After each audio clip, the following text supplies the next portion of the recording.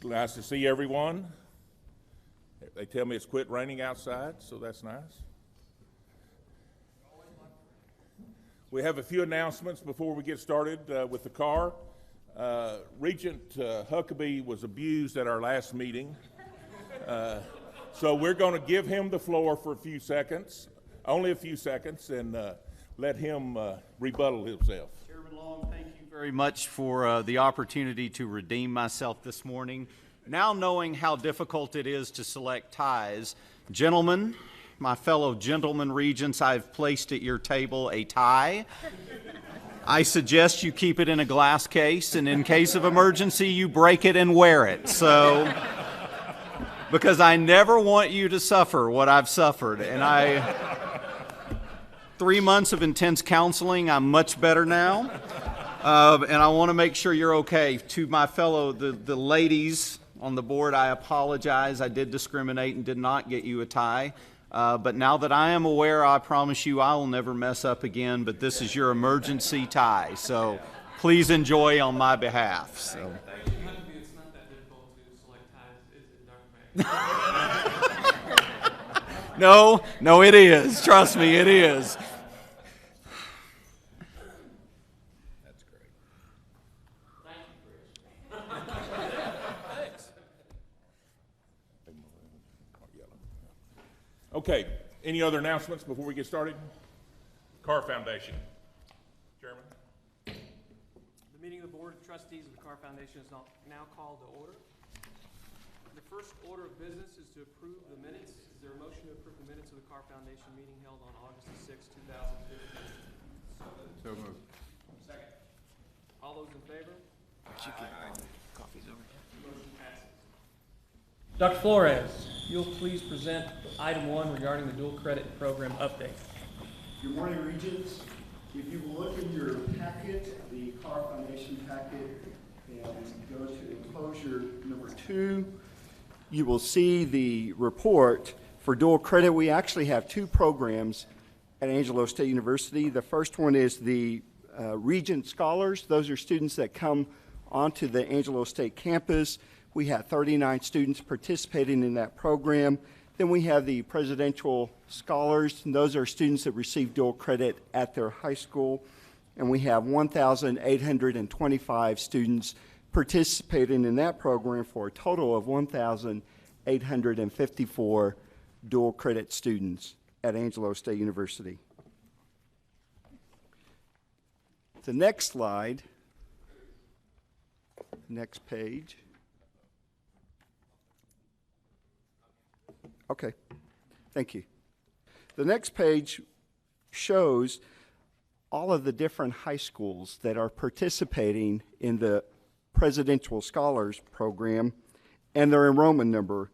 You can see that the 2 largest participating schools are Friendship High School with 543 students and Del Rio High School with 309. And then we have Abilene Wiley with 202 and Glen Rose with 145. We believe that there is growth in some of the areas, especially in the Abilene area, and then also some of the other high schools that are participating. Then the next slide, you will see the enrollment by classification. We have 766 high school seniors taking dual credit courses at Angelo State, 892 juniors, 163 sophomores, and 4 freshmen. And this is my report on the dual credit enrollment. Are there any questions? Thank you. Thank you, Dr. Flores. Ms. Wright, will you please present item 2 regarding the dual credit tuition and fees change? Thank you. Good morning. We will be coming to the Board of Regents for the tech system to request that what we are charging for our dual credit program be reduced in half. We're currently charging $172 per semester credit hour, which includes state tuition and $50 designated of $112 and a library fee of $10. We will be requesting that we reduce that to just the $50 state tuition the $50 state tuition and charge designated tuition of $36. Because the program has been so successful, we feel like we can enroll more students into this program by reducing this down to half of what we're currently charging. For the fall semester, we had 8,727 semester credit hours, which brought in $1.5 million to the university. Any questions? I got one question, Mr. Chairman. Do you anticipate, Angie, that this will allow us to expand the scope of the offering to other high schools beyond the ones that Dr. Flores reported previously? Yes, sir. Okay. Do you have a target area? Brian, or someone? What we feel is that we don't look to add any new feeder schools in the fall of 16, but we do know that there's going to be some large anticipated growth, especially at Abilene Cooper, Abilene High. They were kind of late to the table, and so as we go through this, and we'll show you the model in a moment, Ms. Wright will, that we're going to use the designated tuition that's recovered from this will be plowed back into for scholarships. So this will allow us to keep this keep this program growing while preserving the awards that we have for students on campus. And so we're not taking away from them to fund this program. So lowering this tuition also, I want to bring out the fact that these designated off-site, this designated tuition for off-site dual credit is also, the reason you can drop it is because they're not in our classrooms. They're not using our utilities, our infrastructure, or anything. It's at the high school.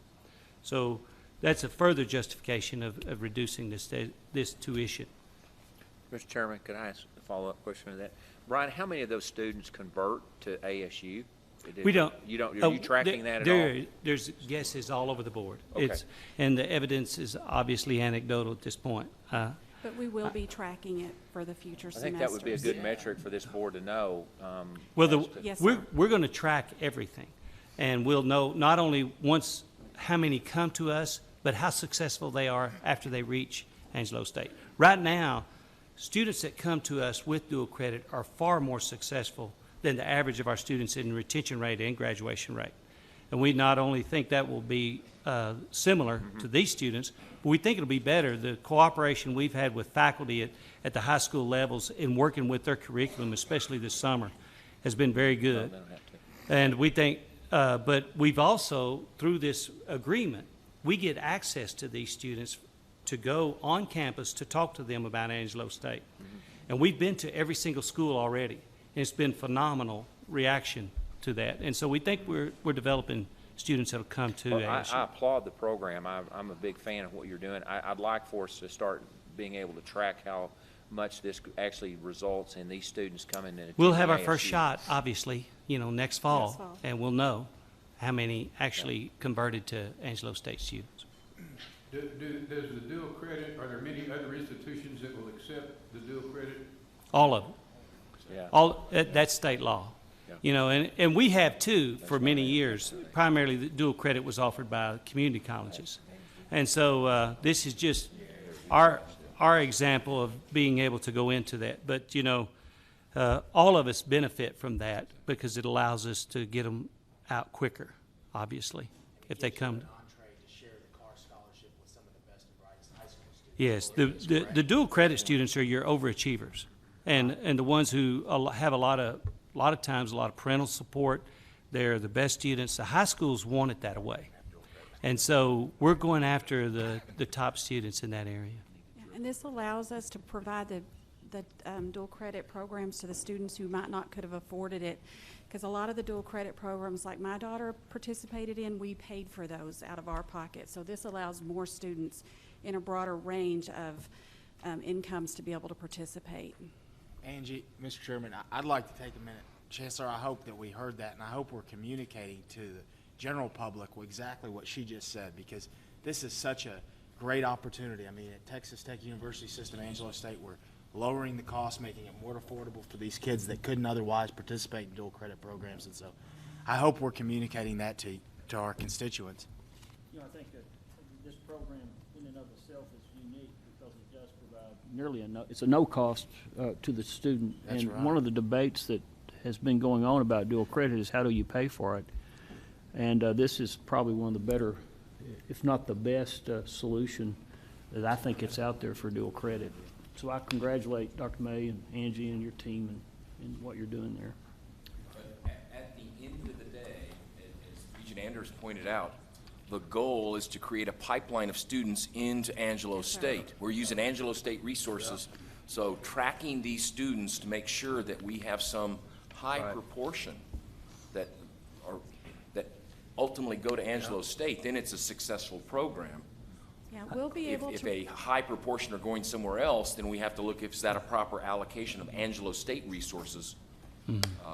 Dr. May, do we have any metrics nationwide, perhaps, of any other institution that may be doing something similar, where you can see that we have a bar set out there that are we really kind of tracking new ground here? We do have some evidence, and, in fact, here in Texas, and visiting with a lot of other regionals and presidents, one in particular that I'll point out is Texas A&M University at Kingsville. They had almost no dual credit, and they started a program there in Corpus Christi, which is very near Kingsville. And it's like what Regent Francis was telling. They were only getting 10, 12 students a year. After they started this dual credit with those high schools in Corpus Christi, it exploded. And they were getting not tens, but hundreds. So I can't prove that that's the way it's going to happen, but I anticipate that those dynamics will take place. But we will let you know, and we'll be reporting back. But I can tell you too that adding these SCHs and enrollment to our deal, it will be a huge benefit to Angelo State. Not just that income source, but the formula funding 2 years from now will grow dramatically for Angelo State. Can I add one other thing, and that I think is really unique about, or significant about this, is the fact that we are actually paying stipends to these high school faculty to teach these, and they come to the campus to get their in-service training or continuing education on this, and just getting those faculty on the ASU campus and having them familiar with the faculty that we have at Angelo State is a significant steerage kind of a thing that I think is going to pay dividends as well. And I think I agree, Chancellor. And, we give them, obviously they are our faculty. They're hired as adjunct faculty for Angelo State, so they get a one card, they get a employee benefits, that kind of thing, not health and insurance, but I'm talking about use of library fees. They have a password into our computer system, everything. So they're treated as such. And, when they're there with them day in and day out, that makes a difference. And we're paying them considerably more than what they've been paid before for delivery of these courses. Well, please don't misunderstand my comments, because I think I applaud you for this. It's out of the box thinking. It Sure. is making a difference. And like any new program, we have to monitor it, tweak it to make sure we're picking high schools that are that are connecting the students and the faculty so that we have a high rate of success and ultimately makes a difference in the students' lives and also in Angelo State's growth. Right. We completely agree. Has word of this program expanded so that you're now having tons of high schools apply to you to be included in it, or are you still having to recruit high schools into the program? No, we have excess schools that want into the program. So you're now picking and choosing? Yes, sir. Dr. Nate, isn't it true, though, that these dual credit students, when y'all have them enrolled, y'all also provide additional incentives for them to come to Angelo State? Doesn't the scholarship continue? I mean, there is incentive to continue on to Angelo? Yes. There is. If they make a correct GPA in these courses, then they're automatically enrolled into the university, and they're automatically accepted into the CAR scholarship program. Right. And Regent Francis, in regards to your question of tracking them, our MOU does include that we have access to these classrooms, and then we also have access to their ACT, SAT scores. So we'll be able to tell which of those students, even by the spring semester, start putting ASU as one of their choices of universities. So by the spring semester, Dr. Flores should be able to provide you some numbers that show how many of these students are at least putting us as a consideration over what we've been able to recruit from previous years. And then by the fall of August, when we do our CAR board, we should be able to give you numbers that show whether or not we're increasing the students that we're retaining from these or recruiting from these schools. Is that?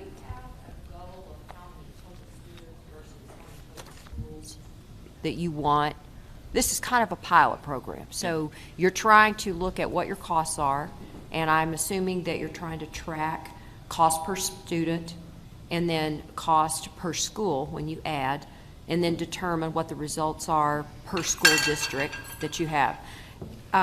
Do you have a goal that says we want to reach XYZ students, that's our cap, and we need to then see how they do, and whether the schools that you've engaged are performing or not performing before you engage other schools? I think that's exactly right. It's kind of limited by our resources, and when I say resources, by the amount of CAR funding and the designated tuition that we reinvest into these students. So we think by lowering this tuition today will help us a lot, enable to take care of the growth we have in our existing schools. Right now, our goal is to not increase the number of feeder schools at this time. Right. But I think we will always have to be flexible. Due to what the legislature just passed this session, where 8th grade students can now take dual credit. You know, if you look at long-range forecasting, and I talked to the chancellor about this yesterday when we were talking about our strategic plan. It could very well be 10 to 15 years from now, students graduate from high school will have an associate's degree. I know that sounds incredible, but it's the way the state is moving. So while this is our goal could change, because we have to be ever vigilant to maintain the stability of these institutions, like ours as a regional institution that's not heavily loaded in graduate studies. And so the undergraduate is huge. When you track the metrics of this, Yes. could you also put in there when you acquire a new school, Mhm. there's a cost associated with that. When you acquire a new student, what is the cost benefit ratio? Is trying to understand, where is it getting down into the weeds, so you really, really know. Really, the school part of it is not as big a factor as just the class and class size. Right. Obviously, your volume to scale, if you can have a class that has 40 rather than 20, and you still have that same expense for that instructor, it's okay. But we know, working closely with Mr. Brunges and Angie, as well as the vice presidents, that we know where our budget is. We had a goal of 1,000, to tell you the truth, for this fall, and we went over 1,700. Wow. So, but we also were relying on the fact that we would be able to maybe do some other adjustments to make sure we don't take any awards from any on-campus students in funding this.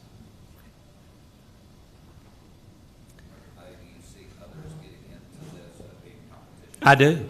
I think the board, the higher education, and the chancellor and I talk about this a lot. When the higher education coordinating board report comes out, we will be number one in the most student credit hours and enroll of all site dual credit students in the state. So while there's others who are approaching 1,000, maybe close to 1,000, University of Texas at Permian Basin, Texas A&M University at Kingsville. I think other schools are going to look to this, especially with the change in legislation, that this may be more of the norm. And of course, what puts us in direct conflict and competition with community colleges. So what we've done is strategically pick feeder schools that are not inside the taxing districts of those community colleges to try to be a good neighbor, so to speak. Okay. Talks us through the designated tuition and the CAR scholarship through 2019. Were you going to go through that? I don't have that that was done on the last board meeting, but I can certainly bring that to the Finance Committee where we're going to request the tuition to be approved. I can bring that information then. I did want to mention one other metric that we are going to be tracking. Dr. Flores brought this up here so I could have the information in front of me. This fall, 2015, we enrolled almost 600 students, 599 students, with a total of 10,097 dual credit hours.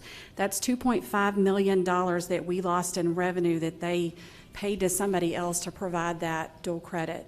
So that's one of the big reasons why we're doing this. We're also going to be tracking how many of our students are coming into ASU with dual credit provided by ASU to see, just as another metric, to see if this program is efficient and saving us money to make tuition affordable for all students. So that's one more metric we'll be tracking.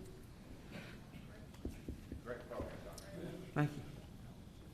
Any other questions or comments? Do I hear a motion to request that the Board of Regents of Texas Tech University System approve the change in tuition and fees for the off-site dual credit program as presented? So moved. Second. Thank y'all. Motion passes. Thank you. Ms. Brewer, will you please make your presentation on the impact of oil and gas prices? Yes, sir. Good morning, and thank you. Well, my report is on the oil and gas revenue of the Carr Foundation, and if you turn to enclosure 3, you can see the first chart that we have here. And unfortunately, this is exactly what we predicted back in March. So when we look at the fiscal year that just ended on August 31st of 2015, the Carr Foundation received $4.5 million in oil and gas royalty revenue as compared to the $8 million that we received in 2014. And as everyone knows in this room, that this is attributable to the fall in the oil and gas prices that we have experienced over this fiscal year. And this also, looking at this chart, just signifies the boom and bust patterns of the oil and gas industry. And as a mineral and royalty owner, the Carr Foundation is affected by that. So next chart, please. Now, when you analyze our FY14 oil and gas revenues as compared to our FY15 revenues, again, you can see that we have had a decrease of about 57%. Our hardest hit months in FY15 were February through May, where we brought in a very dismal $270,000 a month. That compared to 2014 when we brought in $600,000 a month. So next slide, please. The next slide is our Carr Foundation oil and gas prices that we receive on our oil and gas royalty checks. You can see here, they started falling November of 14, fell all the way down to $40 a barrel, and we've kind of bounced around. We thought we were making a nice recovery this summer. We thought we were going to come back into the 70s, but that didn't happen. So we've fallen back into the mid-40s there. One thing that we should keep in mind when we're looking at oil and gas prices, most of the oil and gas companies and the operators have hedged their prices, so they're actually receiving probably about $80 a barrel instead of $40 that the price is right now. So it's going to be real interesting to watch as these hedges roll off what continues to get developed and what doesn't. So that'll be very interesting to watch. And, the fear is that it will just cut back investments and cut back development in the Permian. With this low price, the hedge should be working their way out now because of the contracts they've signed. Exactly. We're going through the period of time now, months. So that will be interesting because the hedge should be over with. Right. So the hedges are rolling off now, and so they're actually going to be receiving in the mid-$40 a barrel instead of the $80. So it'll be very interesting to see what happens. That's right. We should see a further dip. Probably will. And you'll see a further dip in development, also in investments, what gets produced and what doesn't. West Texas crude, you get, let's say it's posted at 40, your check is going to be $35, $36 a barrel. Are you still doing orders or getting orders in, change orders? Yes, and we'll talk about one here in just a second. We sure are. I think the question that we all have is where are oil and gas prices going to go?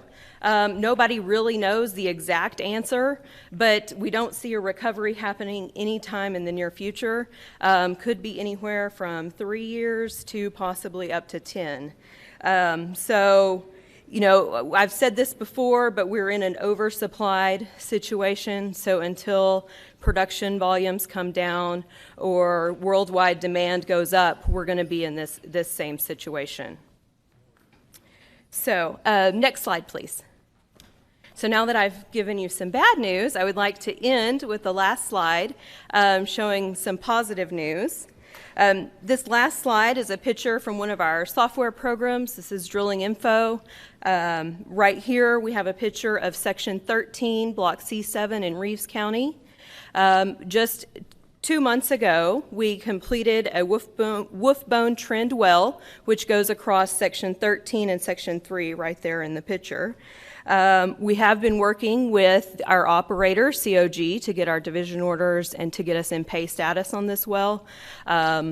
The filed reports, this well is making about 1,200 barrels a day, which is wonderful.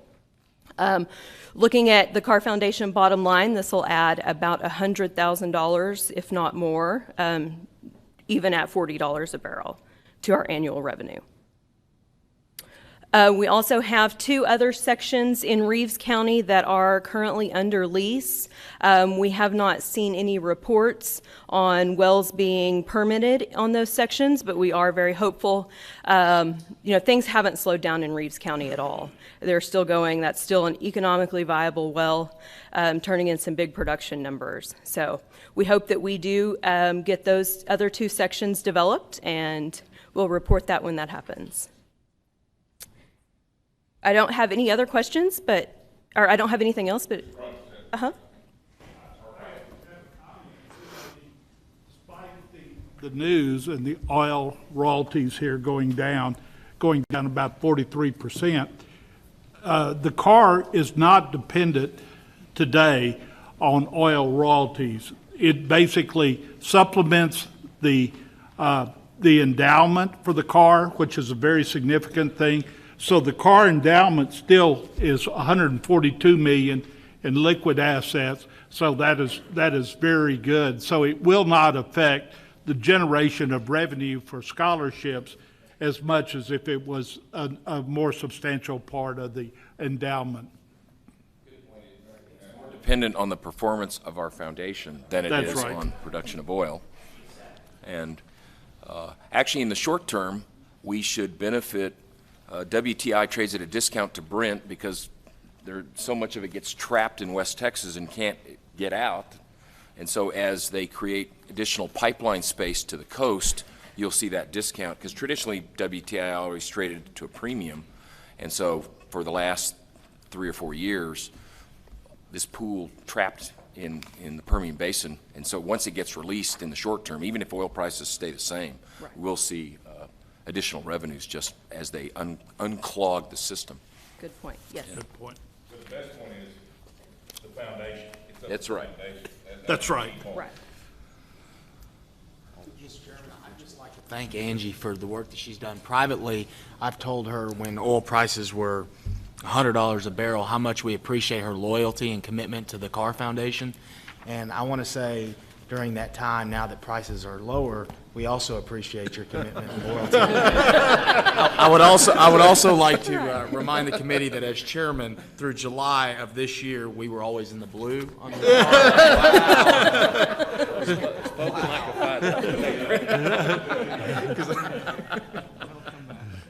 It'll come back. Any other questions for Ms. Brewer? Good report. Any comments or questions? Thank you very much. Thank you. Dr. May. We've already covered. Very good. Final item of business are announcements, and I want to thank Mr. Hammonds for running the committee last meeting that I wasn't able to attend. I appreciate that very much. They were difficult shoes to fill, but I tried my best. Well, I doubt that. I appreciate that very much, and this really being my first meeting to to lead as chair.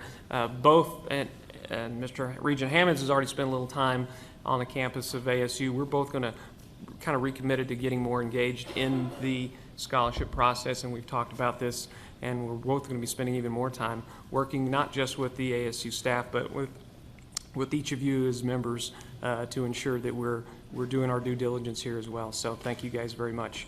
If there's no further business to come before the board, do I hear a motion to adjourn the meeting? So moved. Second. The meeting of the Board of Trustees of the Carr Foundation stands adjourned. Thank you, Chairman Spargo. We're going to defer facilities to later, and we'll move into finance administration. Chairman Francis. Finance Administration Committee is called to order, and I would entertain a motion to approve the minutes of the meeting held on August 6th of 2015. We have a motion and a second. All those in favor say aye. Any opposed? It carries. And Angie, please start us off with item number 1.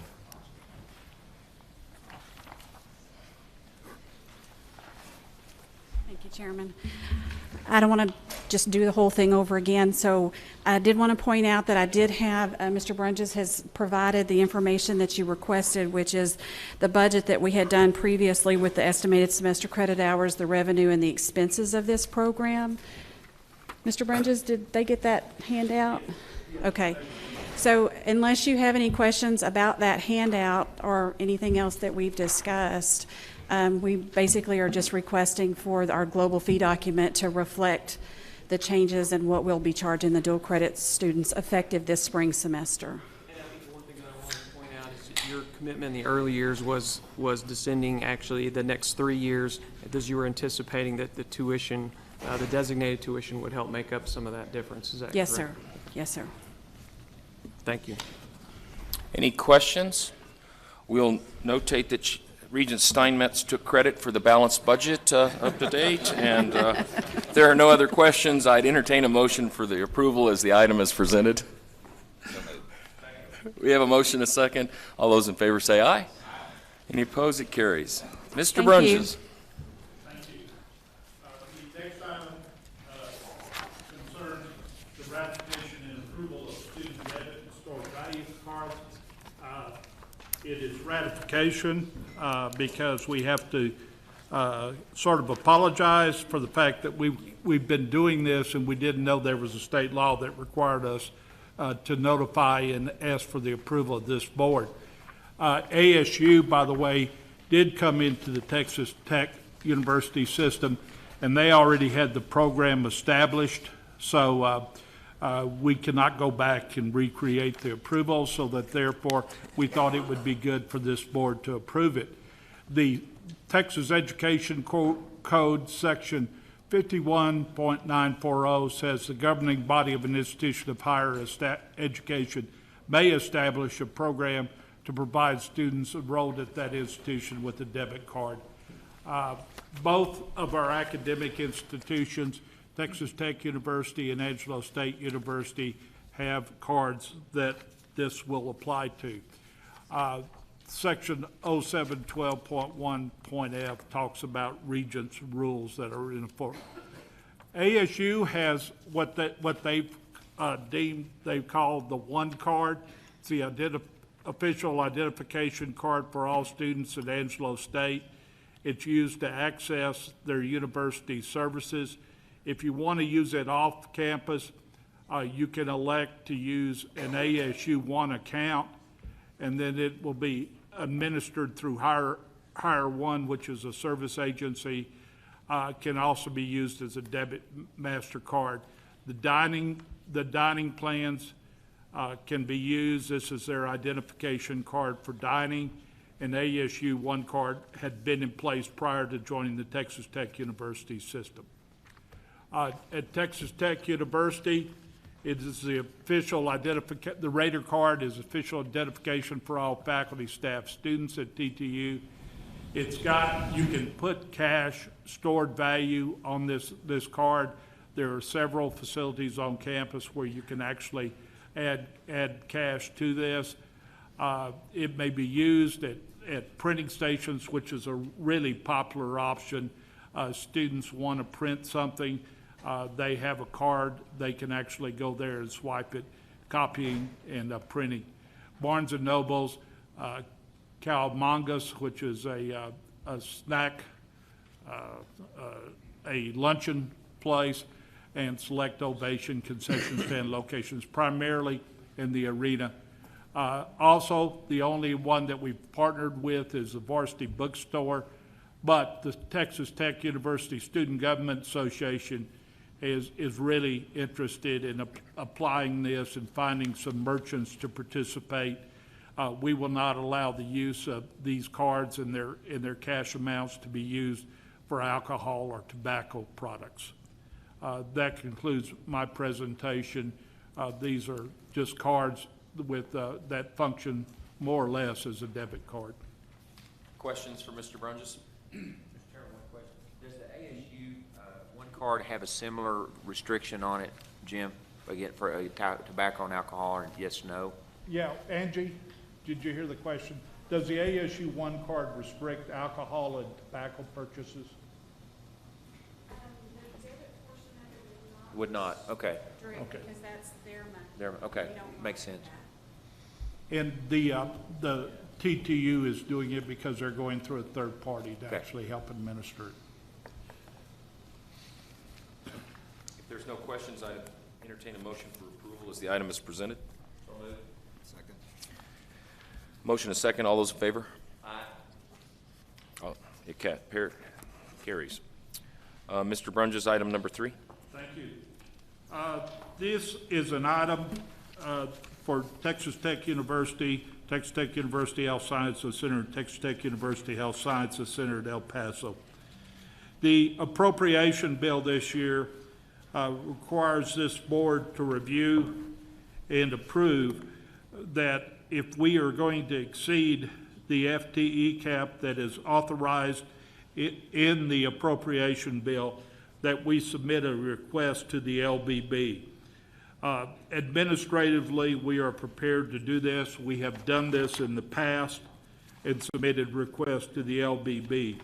The FTE cap is a function, as you imagine, of the number of the amount of appropriated funds. So as our enrollments have gone up at TTU, TTU-HSC, and TTU-HSC at El Paso over the past 2 years, by substantial amounts, the amount of funding that's provided through the state through formula funding has increased.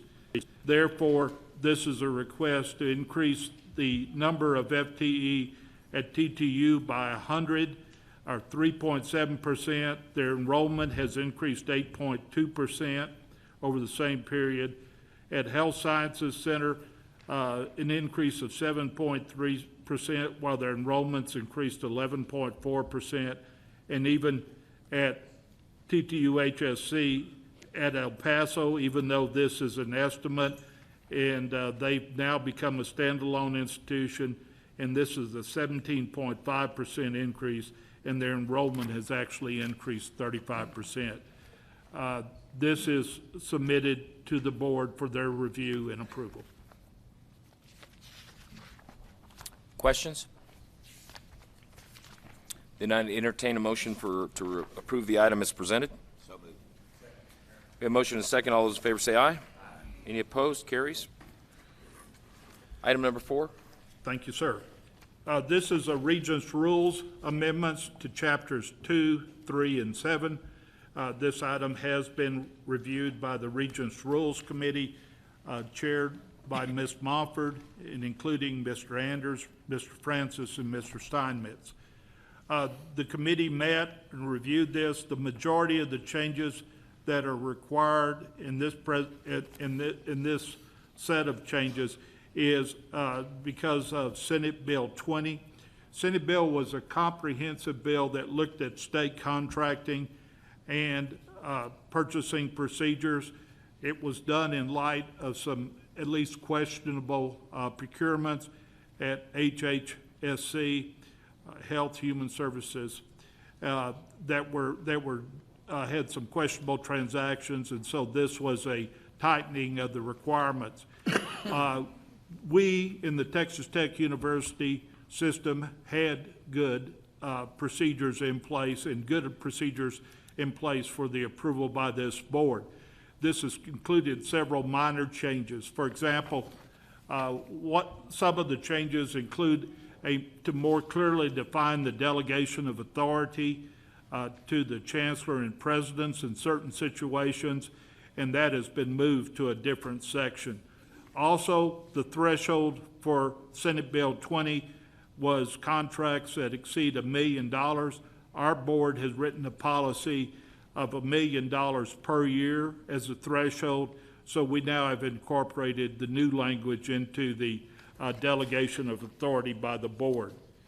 In addition, the Office of Audit Services in Chapter 7.02 audits was clarified that it reports directly to the board, and several additional responsibilities were added to its task, including to evaluate and improve the effectiveness of the Texas Tech University system's risk management, control, and government processes related to contracts, and to perform risk-based testing of contract administration. Our audit committee in our audit office already did this. This was a question of just adding it in the context of the Regents' rules. And then finally, the audit office is now charged to annually assess whether the Texas Tech University system has adopted the rules and policies required by Section 51.9337 of the Texas Education Code, and to submit a report of the finding to the Texas State Auditors Committee. By the way, I have been chairing a committee consisting of all the components of the Texas Tech University system in the audit office and the chief auditor, and we have been discussing this bill now for 5 months, and we meet at least monthly, sometimes every 2 or 3 weeks, as we try to implement the requirements of this bill. Also, it expanded the fraud policy in Chapter 7. As we go on, Chapter 3, personnel, we have added language to include all institutional resources in the fact that all employees are required to protect and conserve public property. And finally, in other administration, the chancellor and the presidents now are required to develop and implement programs and policies which will promote ethical behavior and ensure compliance with all applicable policies, laws, and rules governing public higher education in Texas, including research and healthcare to the extent possible. In reading this, it just says that everyone in the Texas Tech University system is required to follow all laws, policies, and rules. I thought we already did that, to be honest, but compliance programs. This completes the presentation on the Regents' rules changes. Ms. Montford, you chaired the Regents' rules committee. Do you have any comments? I don't, other than saying thank you for all the work that you and Mr. Huffaker and Ben Locke have done on this. Thank you, ma'am. I second that. Any other questions? Then I entertain a motion. Motion is second. All those in favor say aye. Aye. It's approved. Mr. Huffaker, item number 5. The board is aware we operate a self-insurance plan for our medical faculty. That self-insurance plan, each year we come to the board asking the board to approve our proposed premium rates and approve other issues regarding the self-insurance plan. We have an actuary who helps us each year set these recommendations for the board, and again, this year we have relied on that actuary. At the end of the fiscal year 2015, the total value of the medical liability self-insurance plan was $44.7 million in terms of assets. Out of that, we have $7.3 million in specific reserves for claims or potential claims. that may be on the horizon. The actuary has recommended that we maintain at least a $42 million balance with respect to the plan. Of course, we have contingencies that we look forward each year. A couple of things affect the aspect of how much money should be retained in the plan. One, of course, is potential claims, and as you all are aware, we have some emerging issues with respect to claims possibly in the state of New Mexico. Then we also look, of course, at investment performance. These funds are invested approximately 50% in the long-term investment fund, so they are affected by that as well. With that, the recommendation of the actuary is that we set the premiums as set forth in your board agenda item. Again, this year we will abate those premiums for clinical faculty physicians, which is important to our departments. And then the motion also asks you to authorize a potential experience dividend to be determined by the chancellor such that it would not reduce the amount in the fund to anything less than $42 million. So that would create a potential experience dividend of approximately $2.7 million, although that will be the chancellor's call. John, does that stay around $42 million every year, or is that going down? In the last few years, $42 million. Because we do generate some revenue off of the investments, and we're getting very close on that. So this next year may not be as good as this.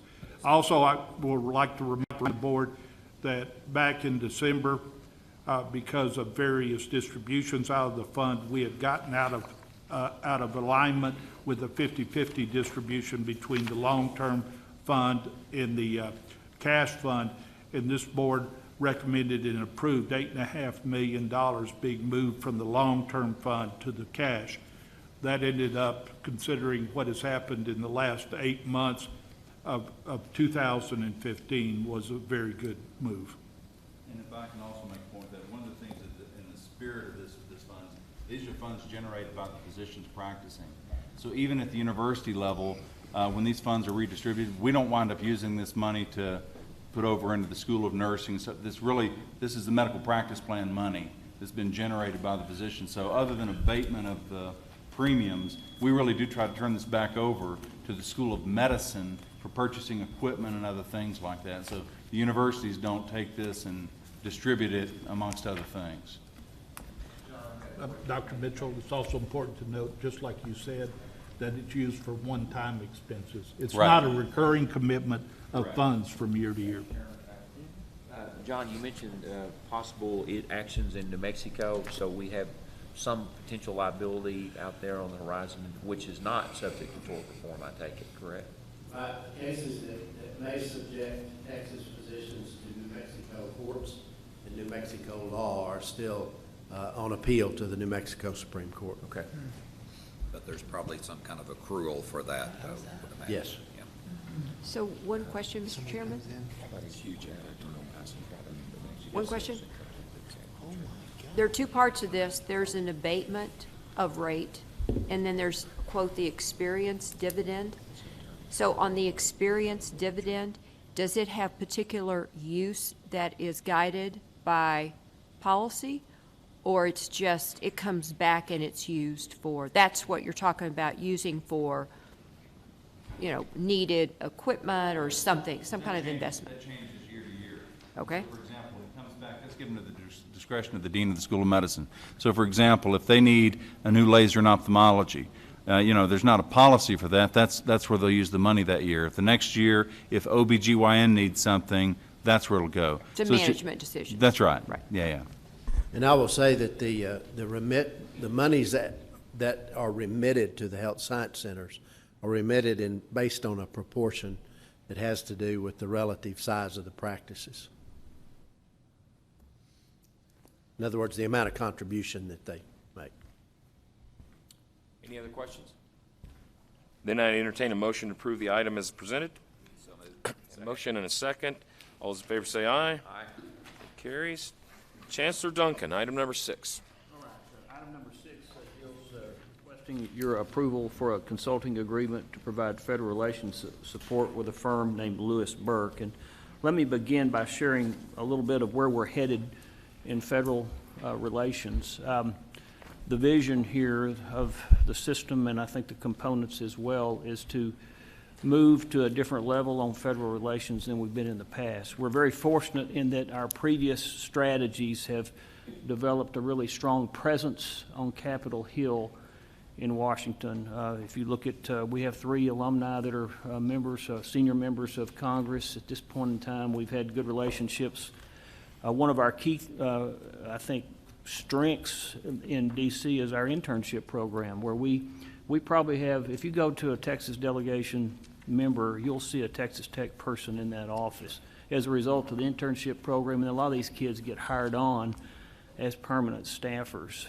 And so that presence has been very significant for us.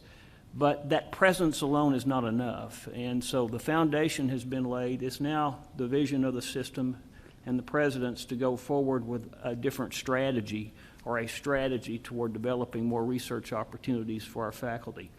So we went and did a process to try to find a firm that could do that. And the process involved each of the component institutions and the system being in the review process of the different applications for this particular job. We selected Lewis Burke. They specialize in advocating for the interest of research universities, academic medical centers, scientific societies, and research organizations before Congress and before the executive branch. As you'll recall, Congress several years ago ended earmarks, which was a fairly congressional earmarks, which is a fairly significant source of federal research for us. And so the strategy has changed now to make sure that you're to match your research portfolio with agency priorities throughout the executive branch. Lewis Burke brings us the ability to do that. They're staffed with more than 25 PhD scientists, attorneys, and former Capitol Hill staff and experienced higher education. They have experience in higher education and health policy matters as well. So we're getting a comprehensive approach with Lewis Burke. If you approve this contract, we've scheduled for them to come out. They will send 6 people out to our campuses. We're going to do each campus. We'll do the first round of interviews to help identify the strategies to connect our research strengths with identified research opportunities in the federal government. Now that strategy should yield over time a significant increase in what our federal research is, from what our federal research is today. I don't expect this to pay off in 6 months or a year, but I do think it's a long-term strategy. Interestingly enough, when we put this bid out, Lewis Burke was much less than what we're paying now for our current services. So we are confident that this is the right way to go. It's the next level for us as a maturing system for each of our components to be nationally competitive for this type of research. So with that explanation, I'll be happy to answer any questions that you may have about this proposal. Just a comment, actually. I just wanted to say, I for one appreciate that rifle shot approach and strategy that you're using with this endeavor, and as someone who has some folks there as well. This is a very good group. I was pleased and impressed to see that it had come to them. I think you're going to make some significant strides in this and use what you're talking about and what you've suggested to us as a way to measure by looking at those research dollars. I'm excited about this. So. Thank you. Other questions? Then I entertain a motion to approve the item as presented. So moved. Motion is second. All those in favor say aye. Aye. It carries. Item number 7. Thank you, Mr. Chairman. Item number 7 is also requesting approval for another leg of this federal strategy that we have. And we reached out to Karen Tandy, who was a former head of the Drug Enforcement Agency and also was a government relations person with Motorola. She's a distinguished alumni of Texas Tech University. Both of the she was did her general academic work here as well as her law degree. And we teamed up with some ideas about how to have a specific, even further rifle shot about how we go about different types of programs. Karen has come to the campus and interviewed with deans and presidents, and she brings a robust attitude toward what we can do. And I think she provides excellent entrees for us in DC, as well as on some international areas that she has experience and depth. I think the depth, what we're trying to do here is invigorate our faculty and our research professionals on campus. And by providing them with a firm like Lewis Burke and that strategy, as well as a strategy of someone like Karen who comes in and works with the system and works with the chancellor on these issues, we believe that we're going to provide a lot of new energy in this area of research. And I know that I think all presidents will agree that energy is where what we need to have to succeed. And so that's what I'm excited about, and that's why I'm recommending that we hire Ms. Tandy. She is, her 6-month contract would be $120,000, and we believe that we will benefit greatly from that expertise and the value that she brings to us. So with that, I'll be happy to answer any questions. Chancellor, do you have some metrics to opt out of that contract, and in your opinion, it's not working satisfactorily? Correct. It's a 6-month contract, and then we'll come back and review how we're going with it. And I think, I'm optimistic that we're going to be very successful here. Chancellor, are you requesting today $420,000 plus the 10% expense contract, so a total of $528,000? Because that'd be the two 1-year extensions as well, correct? So you're looking for the capacity to be able to do the full 2-year extension, so it's a $520,000 potential exposure. No, I don't think so. I think what we're asking today is for just the 6 months. For Ms. Tandy for the 6 months. 6 months for Ms. Tandy and $195,000 for Lewis Burke. For Lewis Burke. Okay. The extension. Option to renew for 2 years. Right. And I commend you for both of the strategies, and I hope that there's some hard deliverables. It's hard to deliver much in 6 months. I know you mentioned that you can't expect great strides with Lewis Burke in 1 year, so the question would be is, how do you see putting in deliverables that you actually feel that you'll know that we're getting our money's worth before we renew a contract? I think that that's what we have to do, and in the past, we probably haven't done that as well as we should, and I think that we really need to define deliverables mean how much research, the ultimate is how much quality research that we can get that even can lead to commercialization, or at least raise our metrics to our aspirant peers. But at the end of the day, we have to measure, and there are different measures too. We have to look at how are we going to increase, for example, what's the metric that we look at to see how we increase on the number of proposals that we actually present? Right.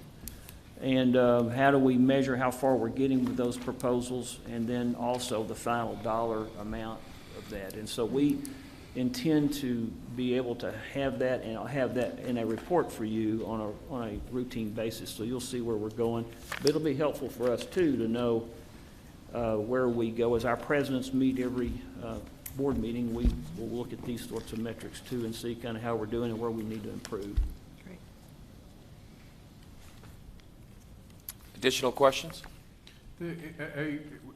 What the list of the jillion are, and then where we're gonna target our efforts. That's where Lewis Burke comes in, because that's their expertise. They every day deal with the executive branch, and they know where those are. The key is for them to help us identify where we plug in.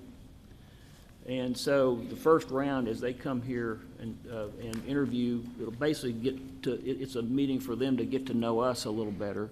But as that process matures, they will be able to understand better where our strengths are and then connect those strengths with different areas where there are potential research projects that we can plug into and receive funding. Well,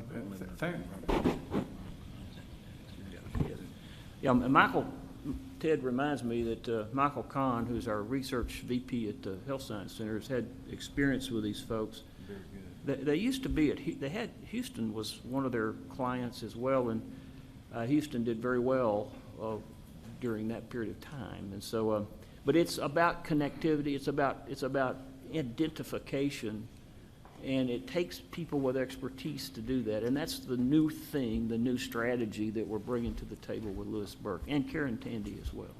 You are to be commended for that effort. The well is deep, and I'm glad we're got a bucket at the well now. We're going to go fishing. Congratulations. We'll figure that out in 6 months or a year. Any other questions? Then I'd entertain a motion for the item as presented. Motion is second. All those in favor say aye. Any opposed? It carries. Ms. Calvert, Mr. Brunges, please present item number 8. Thank you, Ms. Francis. I will introduce this item, and Ms. Calvert will provide the color analysis on it. The unique, one of the major issues that has been identified in Ms. Calvert's tenure here has been the need that we really need to improve our databases, our systems, and our support. With regards to computerized records and databases. We have selected Terry T. Handler Consulting to work alongside my office and Ms. Calvert's office to conduct a thorough review that will evaluate the institutional advancement programs across the campuses. The fee will be $50,000 and will occur over the remainder of this calendar year to give us a start on what changes we need to make in regards to our databases and administrative processes. Ms. Calvert? Thank you, Jim. That's the first time I've been called to provide the color, so thank you for that. To provide a little bit more background information on this is that when we completed the philanthropic impact study, there were over 183 interviews with internal and external stakeholders. The interesting finding is both external and internal stakeholders. And when I define external stakeholders, that includes our most generous donors to the last campaign. Clearly, overwhelmingly identified our database as the #1 issue to address. What has happened over the years is we've bought an excellent system, database.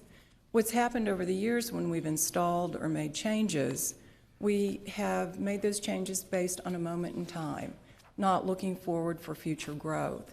So the result of that is that we have workaround systems, we have shadow databases, and the backbone of what we do at Advancement, as well as for the Alumni Association, who uses the database as well, is that we need to build a program through the database that can be user-friendly, provide accurate information, timely information, and information that we have confidence in. So that's why we're bringing in Terry, so we can get structured for future growth, as well as build confidence throughout the system that this is a good database. Sure. Ask a dumb question. How can a consultant make the comment, I think I know the answer, but I'd like to hear your views on it, that their services can be viewed as deemed at no cost? Their services can be viewed at no cost.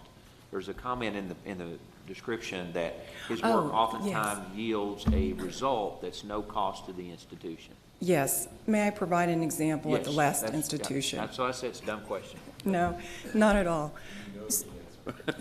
So this individual is so well known in the industry. He is the leader for consulting in both North America and Central America. So at one institution where we worked, I had the same issues where we installed the very same database and had many of the same issues. And because this is the Cadillac of the industry, the database. They want their reputation protected. So by having Terry have a conversation with our database company about the issues that we have seen, which in part I put on the back of the database company because they should be working alongside with us that we installed it correctly. So what happened with the institution where I was before, it would have cost over $100,000 to restructure and train staff to use that database. But Terry's influence, it was zero cost, which we hope for Texas Tech as well. All right. And the old saying, if you get a good sales rep, they pay for themselves. You know? Yeah. So, I will tell you, everyone, I am very excited about this opportunity because as we try and take our endowment from $1 billion to $2 billion, we got to $1 billion by kind of a top quarterback throwing long balls. I mean, you look at a disproportionate amount of money coming from a small pool of people that had great success in their lives and shared it with our university. And under Ms. Calvert's leadership, hopefully we will take this to a more institutionalized annual giving approach where we're bringing in 6 figures or actually 9 figures, you know, big money every year as just part of a annual giving approach that is centered on having good data and knowing who to ask. And you can't manage what you can't track. And so this is going to give us a lot of tools that will take us to the next level. And so hopefully under Ms. Calvert's leadership with our chancellor and the presidents now, who will all have some goals involved in their annual performance reviews, we are going to see this really, I think we're going to be proud of what we look at 5 years from now. And like we are with federal relations, it won't impact us maybe this year, but it will certainly begin to impact us as this data is getting entered and we're able to look and slice and dice things and make our teams more effective. You should also make note that this is a new day when Regent Francis uses a sports analogy. Yeah. I was struggling there for something, but Can I ask another dumb question? Mm-hmm. Is by database, are we trying to compile a list of anybody who ever graduated from Texas Tech system or anybody who ever donated to the Texas Tech system, or what type of database are we trying to build? All of that, what you just mentioned, from all of our alumni for universities, all of the people who give. At the same time, what we're wanting to add in a more systematic approach are our parents. We also have corporations and foundations in the database as well as organizations. So it encompasses all of what we do as well as with the Alumni Association. So right now that database has over 500,000 individual records, which are quite complex. And once we own a database like this, who will have access to it? And that's part of the discussion as well. There are varying levels of access to this database. So if you're within advancement, you'll have deep access into the information, whereas if you are an administrative assistant within a dean's office or a department chair, that is more limited. So there's varying levels of access. Because I think we're about to hear something about computer security, and if we have a database like that, I would think it'd be extremely valuable to anybody and everybody. And that's why we're looking forward on strengthening all the systems as well. Thank you. You're welcome. Any other questions? Then I'd entertain a motion for the approval of the item as presented. So moved. We have a motion and a second. All those in favor say aye. Any opposed? It carries. Ms. Rhodes and Mr. Brunges. I'm going to turn it over to our Chief Information Officer for the Texas Tech University System, Ms. Kay Rhodes. She has the Chief Information Officers from each of the components here today with her, and they are going to discuss computers and information technology. Thank you. The CIO's agenda today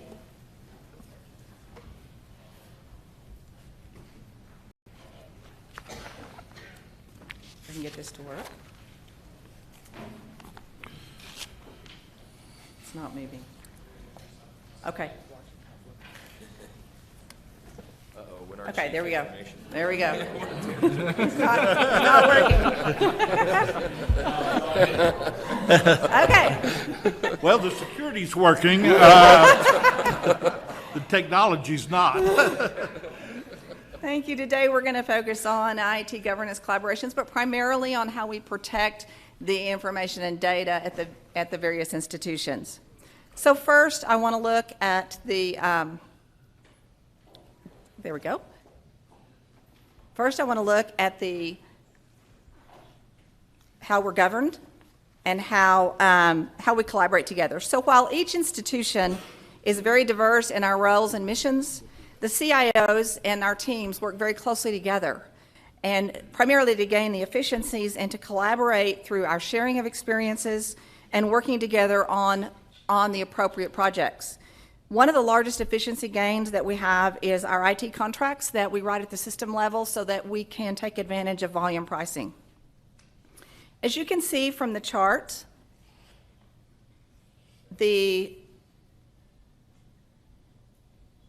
little red circle. The row of CIOs there, which is right above the bottom, we all report up differently in our institutions, but we work together jointly through our institutions. So you can see on the chart that we are peers across the bottom there, and we also have a little designation called IRM, which is Information Resource Manager. And that is the Texas Administrative Code and the Texas Government Code both state that the head of each institution may serve as the IRM, or they may designate another official. Information Resource Manager is to establish clear accountability for selecting policy and IRM. The CIOs have been designated as the IRM. Activities, they are to prove coordination of the institution's information activities, and they are to ensure the visibility of the activities within and between the institutions of higher education. In addition, the IRMs are required to have 30 hours of continuing education credit that we report into the state at the end of each year. The Texas Administrative Code also states the head of institution is ultimately responsible for the security of the state information resources. So the head can then designate the representative, who shall then designate the ISO, or the security officer. At Texas Tech, the chief information officers have designated a security officer, ISO. So if you look at the chart, you'll see the council at the bottom there, and we all collaborate and share our experiences through our CIO council. We meet monthly in a very formal setting. We have our appropriate staff there, the CIOs are there, the ISOs are there, and we work together to share and coordinate the protection of our data and information resources. Each CIO staff is referred to as central IT, as opposed to departmental IT that are spread throughout the campuses. The CIOs and ISOs are authorized to protect data, and therefore each has implemented continuous reviews and improvements of our security posture through third-party assessments. Sam Sagrin, TTU CIO. Good morning.